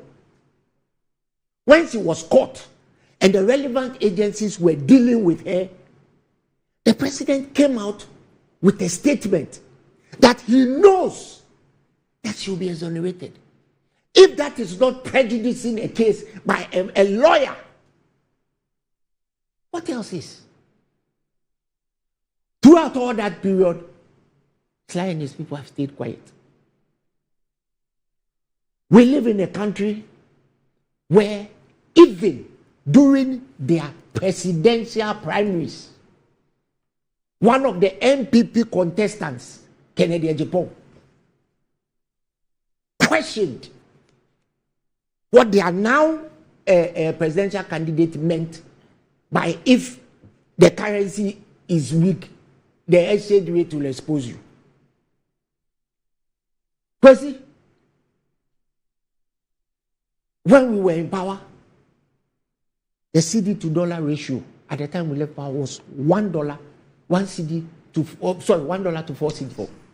Today, it is upwards of 16 cedis. Just 3 weeks ago, it was 13 cedis. And so, you know what Sly's argument is going to be? He's going to talk about the rate at which the cedi went up another time. When importers are going to import goods, do they import in rates? When you buy goods and you bring it to the country, and the customs indexes the CIF value to the dollar, do they index it in rates?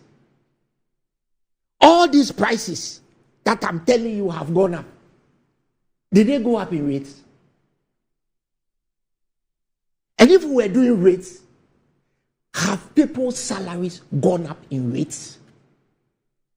What has rather happened is that almost everybody who had savings in the bank, your savings has lost value. If you have treasury bills, it has lost value. If you have worked for 25 years and you have saved money in the bank, and Oforiatta came to tell you that basically we've expropriated the money, and as you are on retirement now, wait, when you are 78 years old, you get the money. What is the life expectancy of the ordinary Ghanaian? The finance minister himself, then who they claim to have fired, a few weeks ago, after he was fired, when this country went to the World Bank spring meetings, guess who was sitting in the front seat? Guess, take a wild guess. The sacked finance minister, wearing white, reading his Bible verses as usual.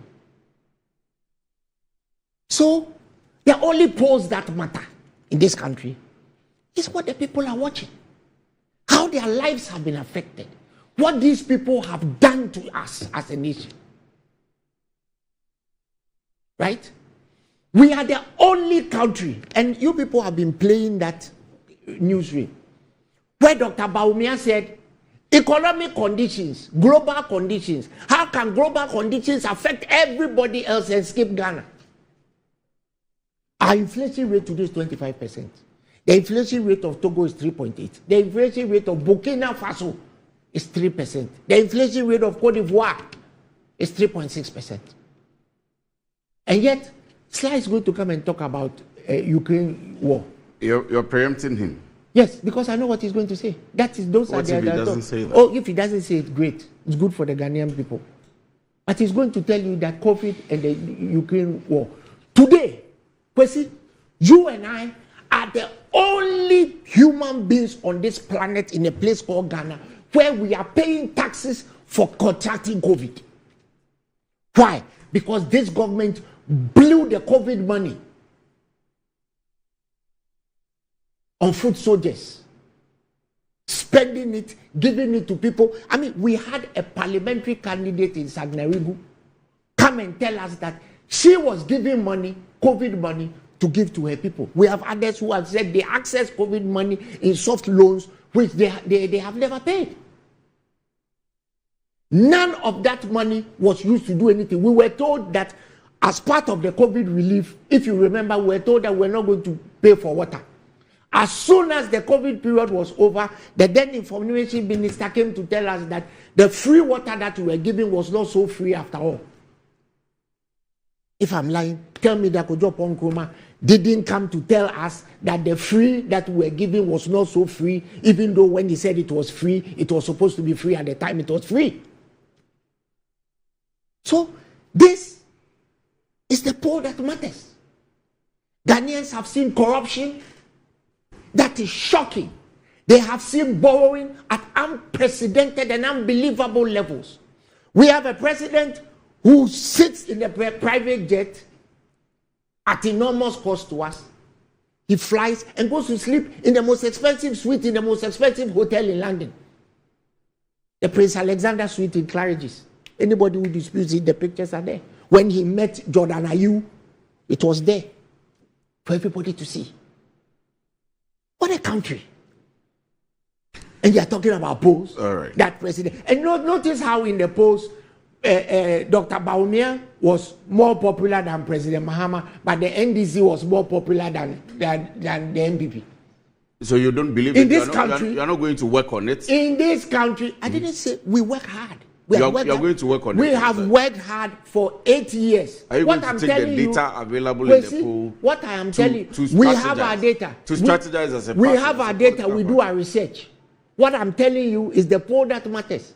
On December 7th, Ghanaians are going to take the things I've said. And if you gave me your whole program, I could go through it. But you won't give me, I haven't even begun to talk about the taxes.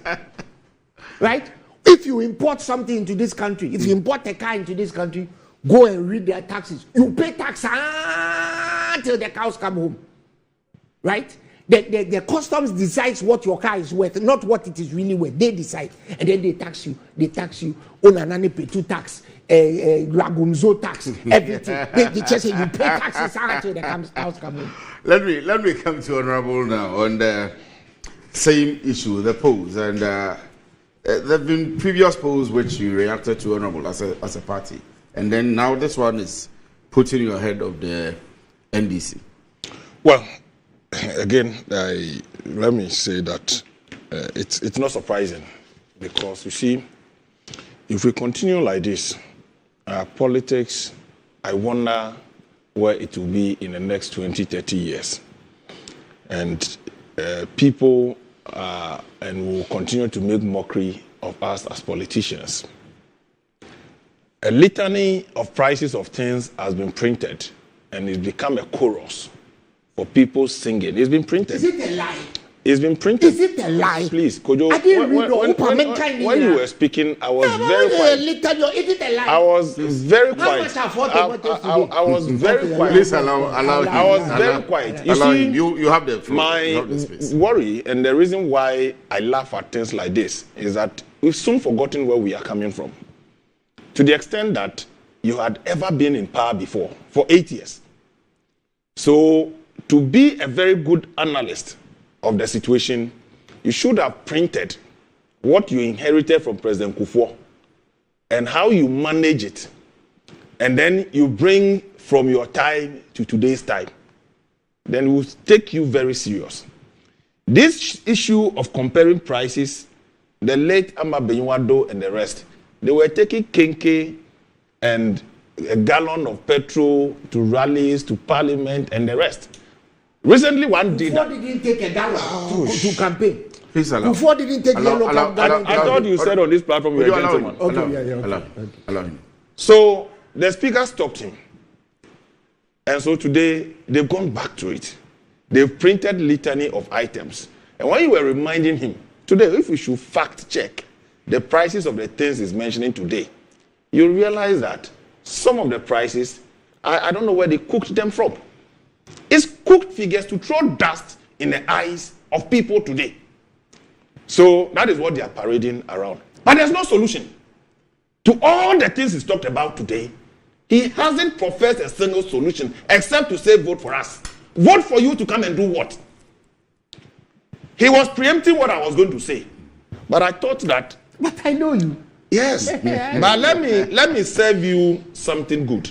Yes. On VOA, Straight Talk, Africa, with Hyde Adams, when Mahama took his turn for that interview, I'll read to you what the former President Mahama said before you accuse me of citing Russia and Ukraine as the reason for some economic challenges we face today.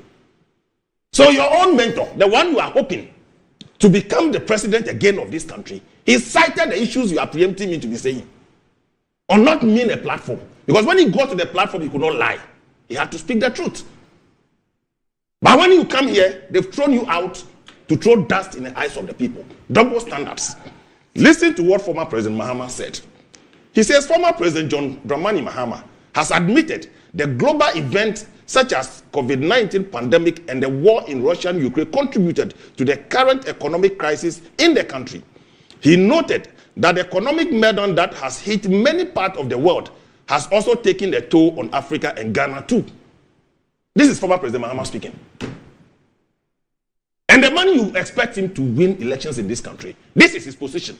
The position you are preempting, I'll be taking. He has already taken that position. And you've forgotten yourself. He's here talking about the fact that we've been indexing taxation, import duty taxes to the dollar. You have been in power. You served in executive. Were you not indexing the import taxes to the dollar in this country? What is your solution today if we should give you power? And I'm happy for one thing. You know why? Yesterday, I was in Tema when Dr. Mahmoud Bawumia met the clergy and his tour of the country. Greater Accra is the 15th region he's visited so far. And the clarion call is that, look, these are things that are very inimical to all of us. Is that when the so happened? Oh, please allow him. Allow him. So you see, you just talk, no solution. But I'm saying that this particular problem you are talking about, indexing import duty taxes to the dollar, this is what Dr. Bawumia has to say. And yesterday, the clergymen, that is what he told them, and that's what he's been saying everywhere. That when he becomes the president of this republic 2025, there are three things he's going to do with respect to our taxation in this country. One, he's going to grant tax amnesty for us all to start and have a uniform rate of taxes in this country. And then the import duty.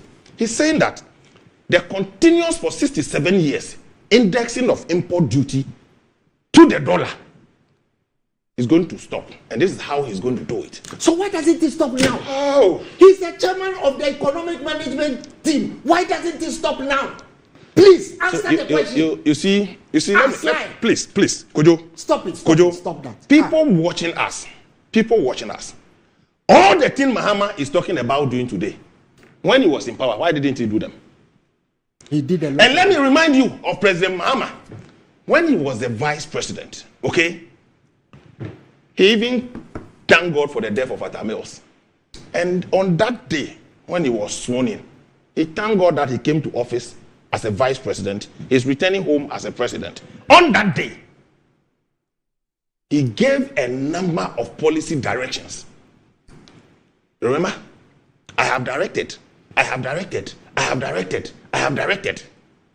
So the transition from being a vice president to presidency, on the spell of the moment, he was directing and he was giving policy directions. So what are you talking about? The man says, when I become president, the lamentations you are doing here, you haven't professed a single solution to it. And the man is saying that when I become president, these are the solutions I'm putting in place.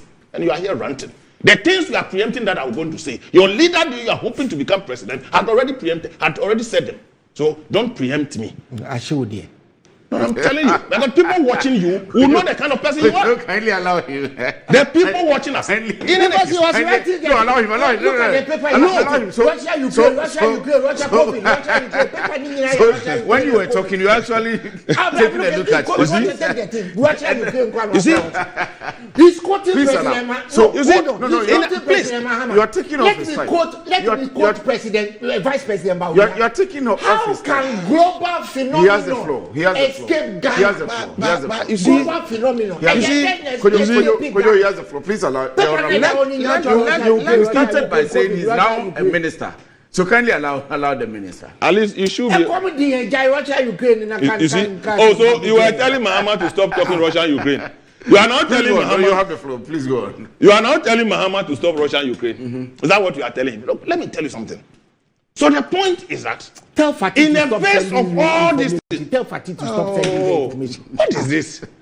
You see, you want to spoil the program. No, you have the floor. But I'll keep flowing. Don't worry. So let me tell you, my brother, with all the ranting, what is the solution? Ngukon John Mahama in the 21st century, where today, by the grace of God, we've increased enrollment in second cycle institutions from 600,000 to over 1.2 million. More girls are now in secondary school than male kids today. With a higher passage rate, we are talking of technology, advancement. You are talking of Ngukon Kitingiti. That is what we should vote for you. Ngukon Kitingiti. What is Ngukon Kitingiti? John Mahama, he promised.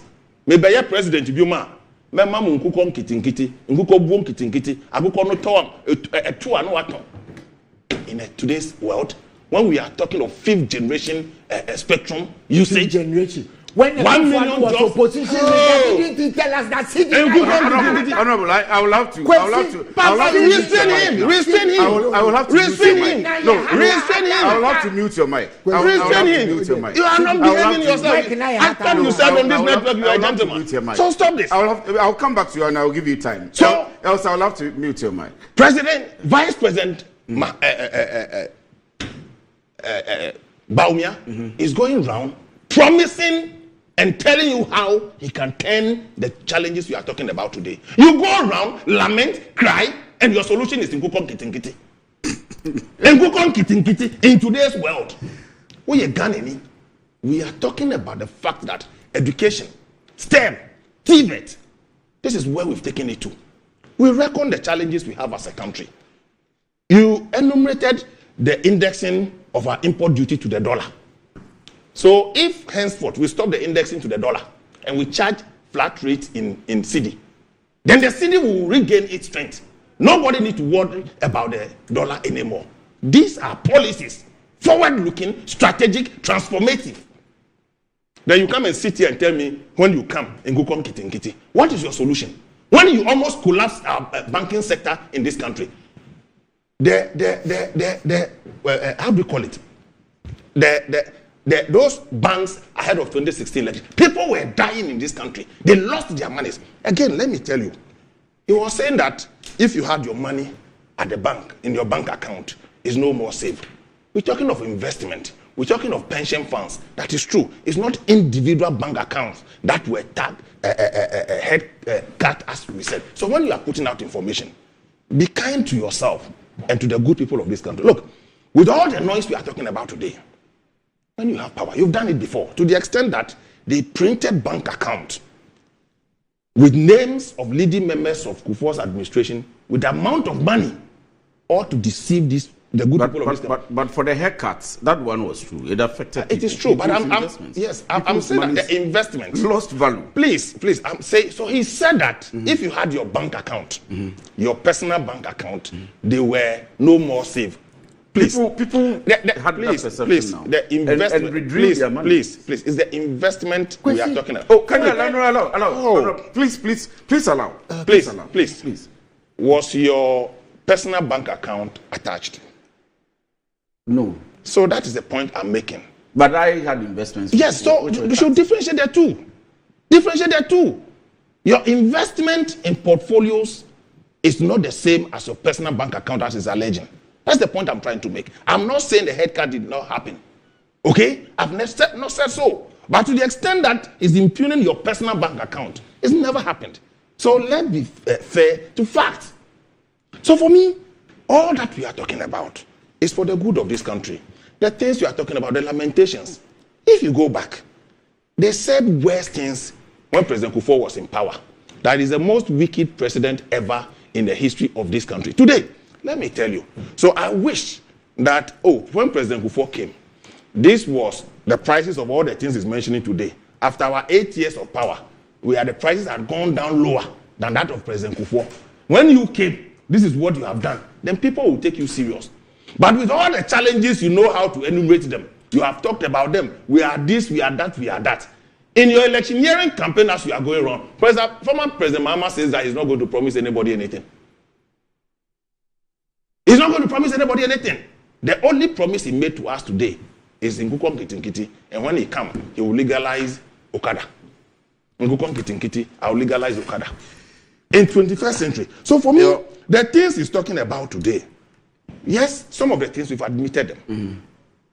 Vice President Bawumia has admitted a number of them, but there are solutions for them in agriculture, in technology, in this, how that will ultimately come together to give us the confidence. I've given you actually 2 more minutes in the things we do. So let me round you up. Yes.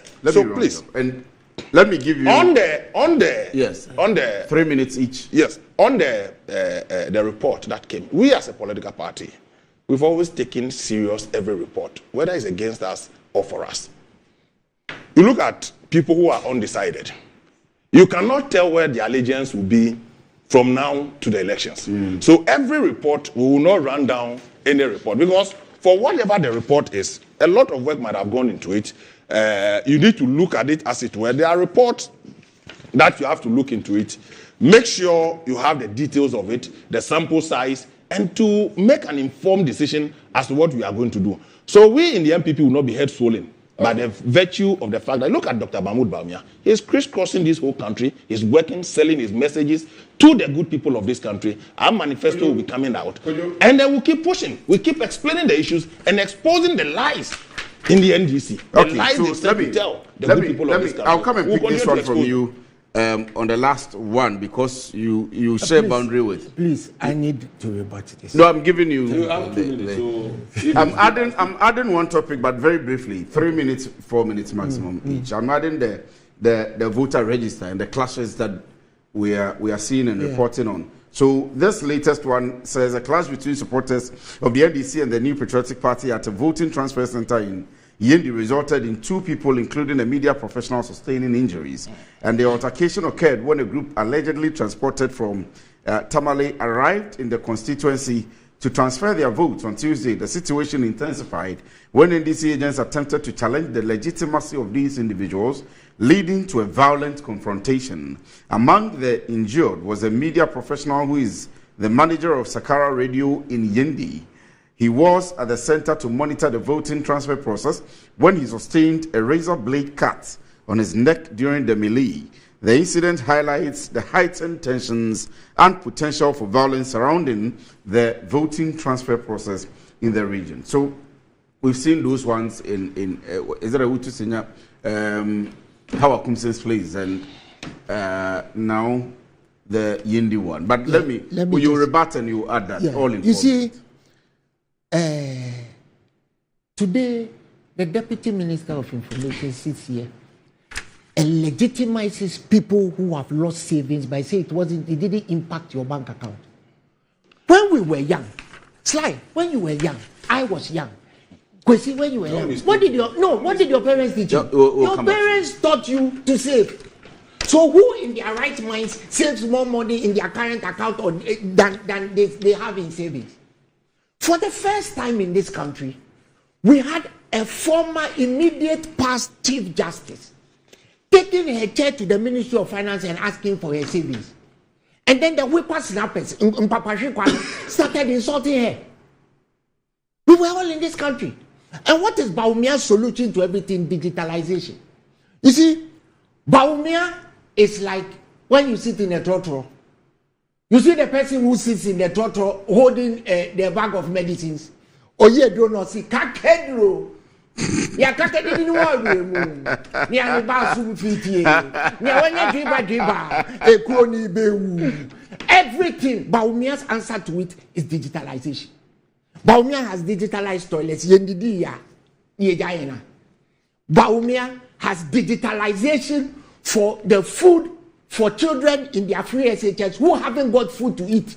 He has digitalized, so-called digitalized food distribution for children who are not eating. Right? Mm-hmm. Their approach to every problem is Cathedral. That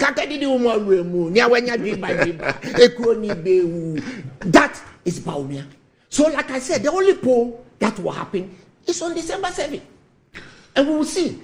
As for the voter register matter, yes. The EC had the effrontery.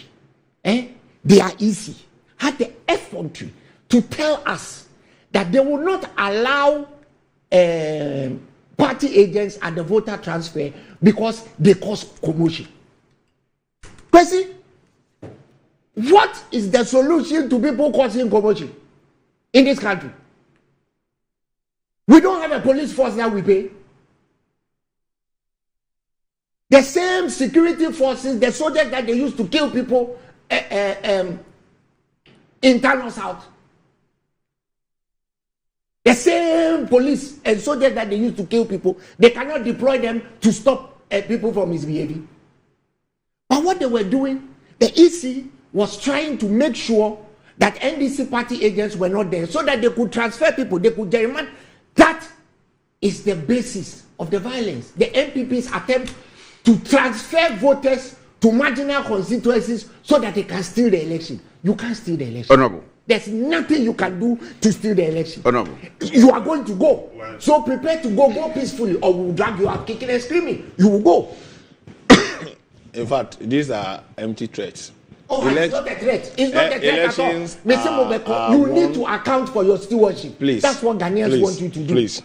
You should stop beating war drums. Stop taking. I'm not beating any drums. Stop beating those text messages. Honorable, please. Stop could you please allow Honorable? Let's stop beating war drums, because when war drums are beaten, you will dance to the tune you are playing. Look, what is happening? For me, our elections are guided by laws and rules, as it were.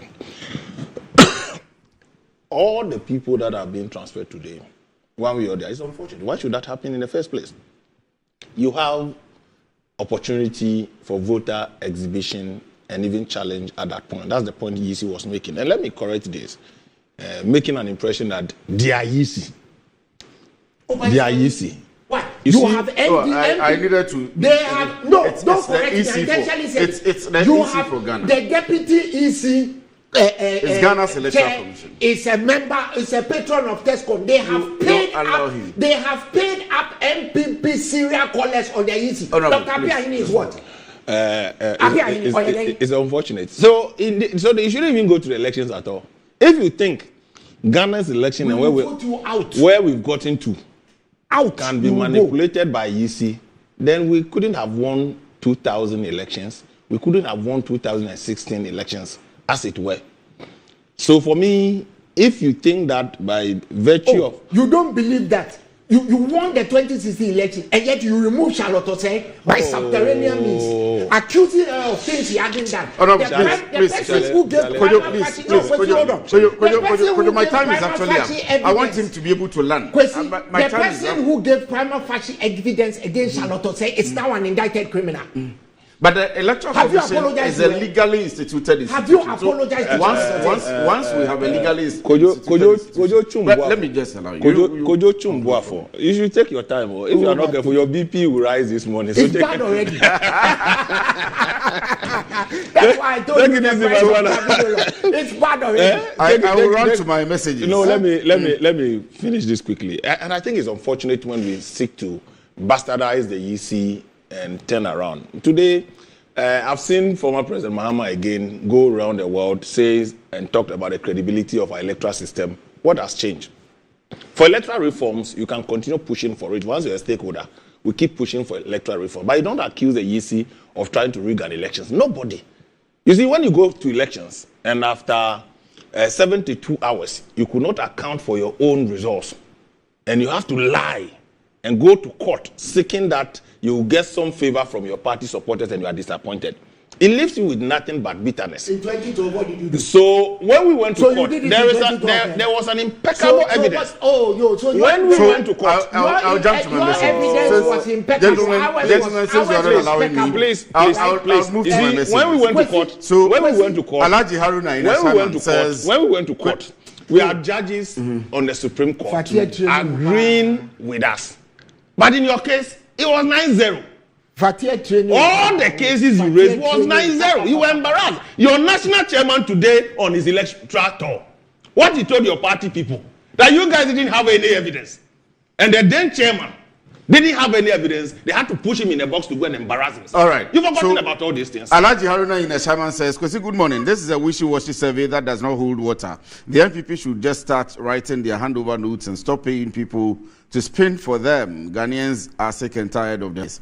Of 2008 propaganda agenda when they accused President Kufuor of so many things but couldn't establish anything when they came to power. If you're enjoying your suits, game as usual. Kudos. Kobna from Hachu. Thank you very much, Kobna.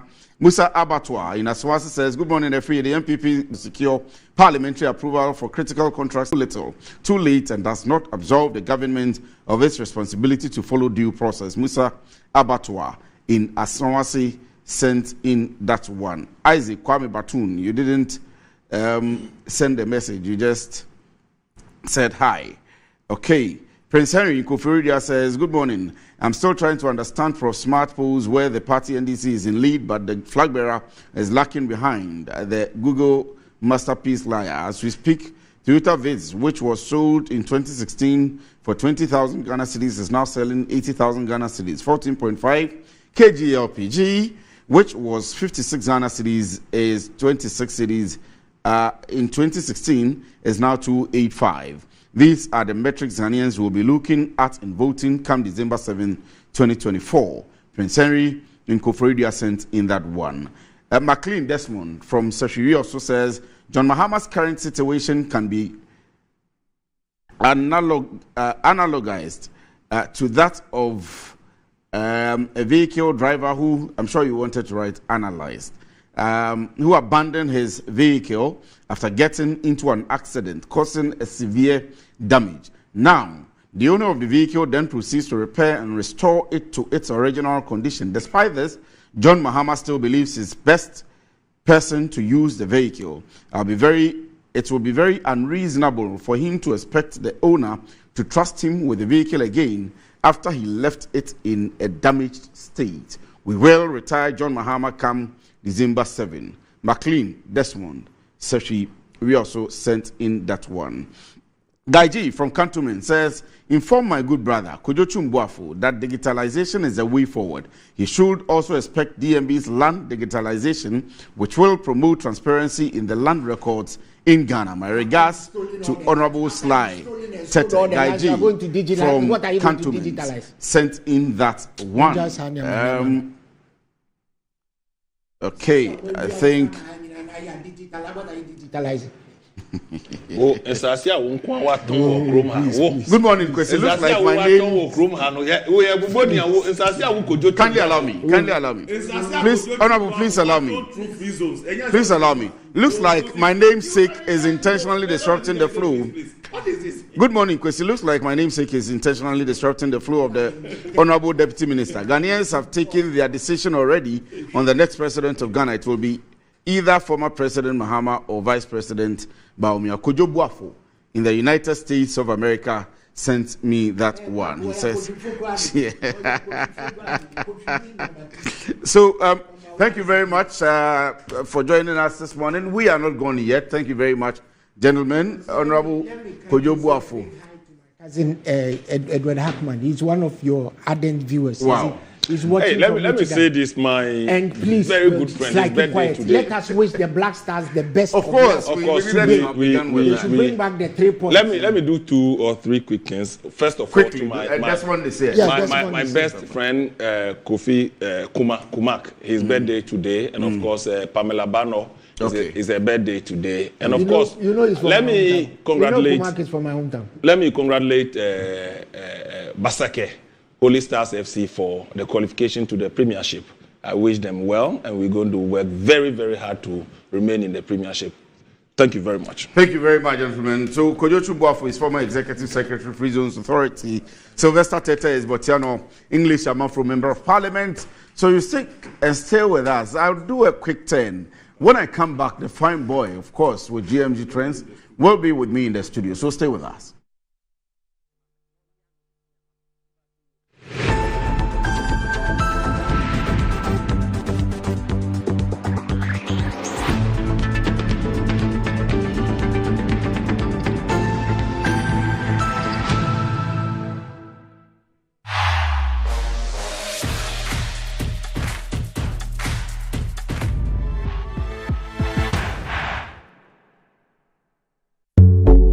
In today's modern world, stairs are a challenge, especially for our elderly and those with health concerns. Navigating them can be difficult and even dangerous, but there's a safer way to move vertically. Lifts and Elevators Limited Company, your answer to a more accessible and secure vertical transportation. Our elevators and escalators, including top-of-the-line pneumatic vacuum elevators, Fuji elevators and escalators, offer a safer and more convenient alternative, eliminating the risks of stairs and enhancing accessibility for homes, businesses, and hospitals. Choose safety and convenience with Lifts and Elevators Limited Company. Elevate your spaces today. For more information, visit our website at www.elevatorsgh.org or call now on 0200-535-515. Lifts and Elevators Limited Company, the elevator people.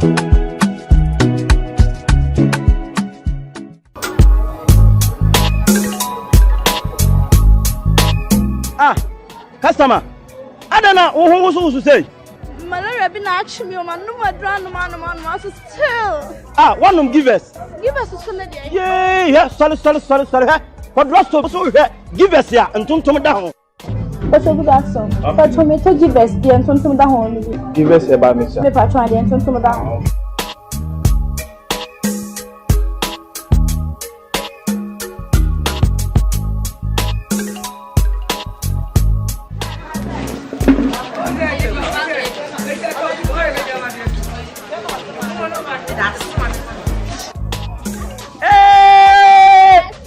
Customer. Give us that now. Back. Onuya kayo, oba wa fa furo nom. De o ma no banu fo nom. Akwada woni mfie dumie no ono nso no.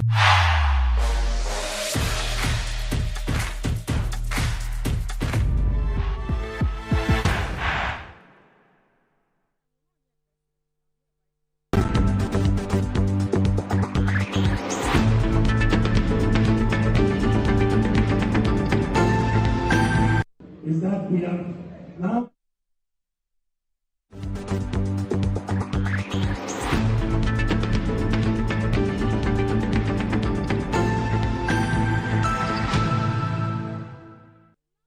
Right, and of course, we are back from the break. Time now for GMG Trends. And you know when it's time now for Trends, you see the fine boy. Let's see the fine boy. Good morning, Desi. John Quiz. How you doing? It's been a minute. Yeah, I've been seeing you like only in the evening. You see the thing. All right. Nocturnal beans. Sir. Actually, and I don't quite know. Fly in the night, you know. Anyway, so welcome to the Trends this morning. My name is Desi the Star Boy.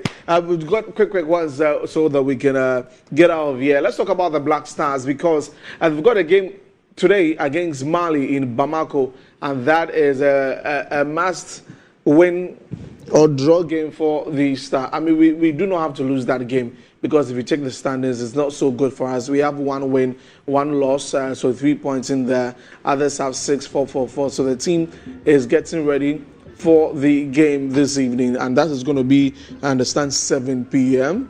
And so this is going to be a test for Tuado and his comeback and putting this team together for the qualifiers for the World Cup. Mind you, World Cup, you know, it has been classified destiny-changing World Cup because US, Canada, Mexico, so please, we need you to play very well today, and we'll see how that goes with the team. So the Black Stars playing tonight.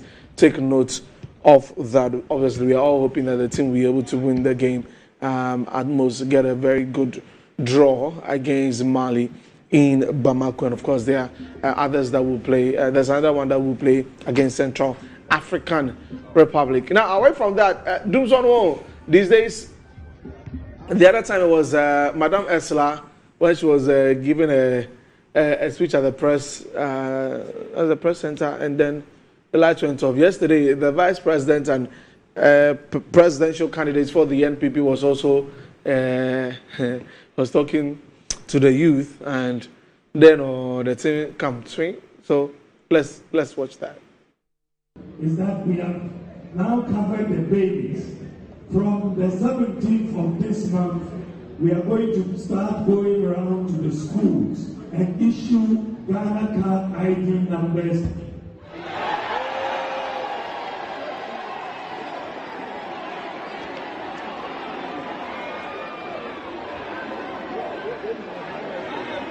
Is that we have now covered the babies. From the 17th of this month, we are going to start going around to the schools and issue Ghana card ID numbers.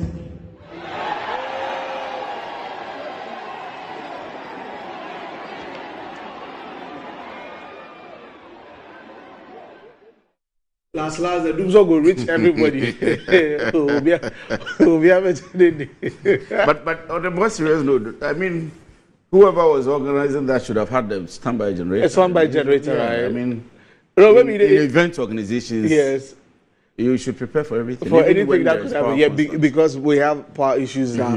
But maybe, the vice president for CCA that seems to go on.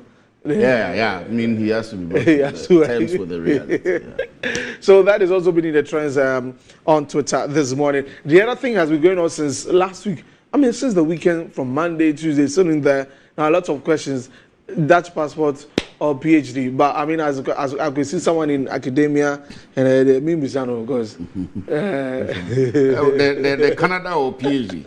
Was it Canada or Dutch? Dutch passport or PhD. Dutch passport or PhD. Sally, I think it's PhD. I mean, PhD. The PhD go take you there. You can go to any country you want. Yeah. Easily. I mean, not that it's just like that, but easily. Once you get into whether you're an academia or you have a PhD and you're in the working field, and, I mean, most people get to travel because of the experiences and because of your academic background. There are lots of programs, projects, and job openings all over the world for people who have certificates, who have experience. And you'll go to, I mean, I've traveled quite a bit. It's not palatable, I can say. For those of you who go out to other parts of, if you go to the UK, for example, and you don't have a certificate to work with, you're worse off. You should go and see the places they are sleeping. We have proper comfort here in Ghana. I mean, we have problems, we have challenges. We get issues, We get issues, but Charlie, if you go to Seven Sisters in the UK and you go and see the council flats, people are sleeping in. So as we've been saying all week, it is your choice. If you can't, that's fine. Yeah. But if you can, get the certificate. Get the certificate, or you could just decide to do whatever. You know the funny thing, they went to the universities, right? I saw this thing where they went to the universities. Where people when they day university, they're asking you PhD or that's passport. And almost then people everybody said Charlie, that's passport. Charlie. So why are you in the school the first? Anyway, so that has also been your trends all week, and I'm just going to be around for a minute. So that's it for the trends today. My name is Desi, the Star Boy, and that's it. If I'm McLean Desmond from Seshui, also NYE Regional Director in Seshui, Western North Region, says I should greet you. He says you are his namesake. He watches you every morning. Fantastic. He says, my brother, make sure that you greet the Star Boy for me. So McLean, I have delivered your message. Shouts to McLean Desmond. Yeah. Seshui also, yeah. Oh, Papa. Yeah. But he's doing great in the region. Fantastic. The regional director for the National Youth Authority. I mean, mobilizing the youth and making sure that, like we are talking about, people are not having it smoothly, but be at the helm of affairs, of course. Shouts to you, Desmond McLean. That's it for the trends today. My name is Desi the Star Boy. I'll be back tomorrow Friday, wrapping up the working week right here on GMG. Right, thank you very much, and good morning to you, Dr. Obri Kran, Law School, University of Ghana Law School. A special good morning to you. This morning, I didn't get the opportunity to be part of your birthday celebration, but once I'm here, I will still mention it. So, belated happy birthday to you, Dr. Obri Kran, and a very good morning to you. Good morning to you, Lawson, Katie, David. I've seen you. You've been with the show right from when it started. Good morning to you as well. And then Kofi by Japan, a special good morning to you. My name is Kwesi. Thank you very much for doing the watching and for your messages as well. We are here for God and country.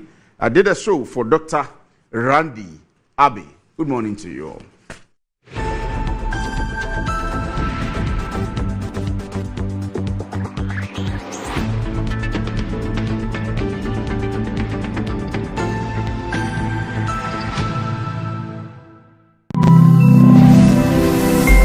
Metro TV, insightful and inspiring moments.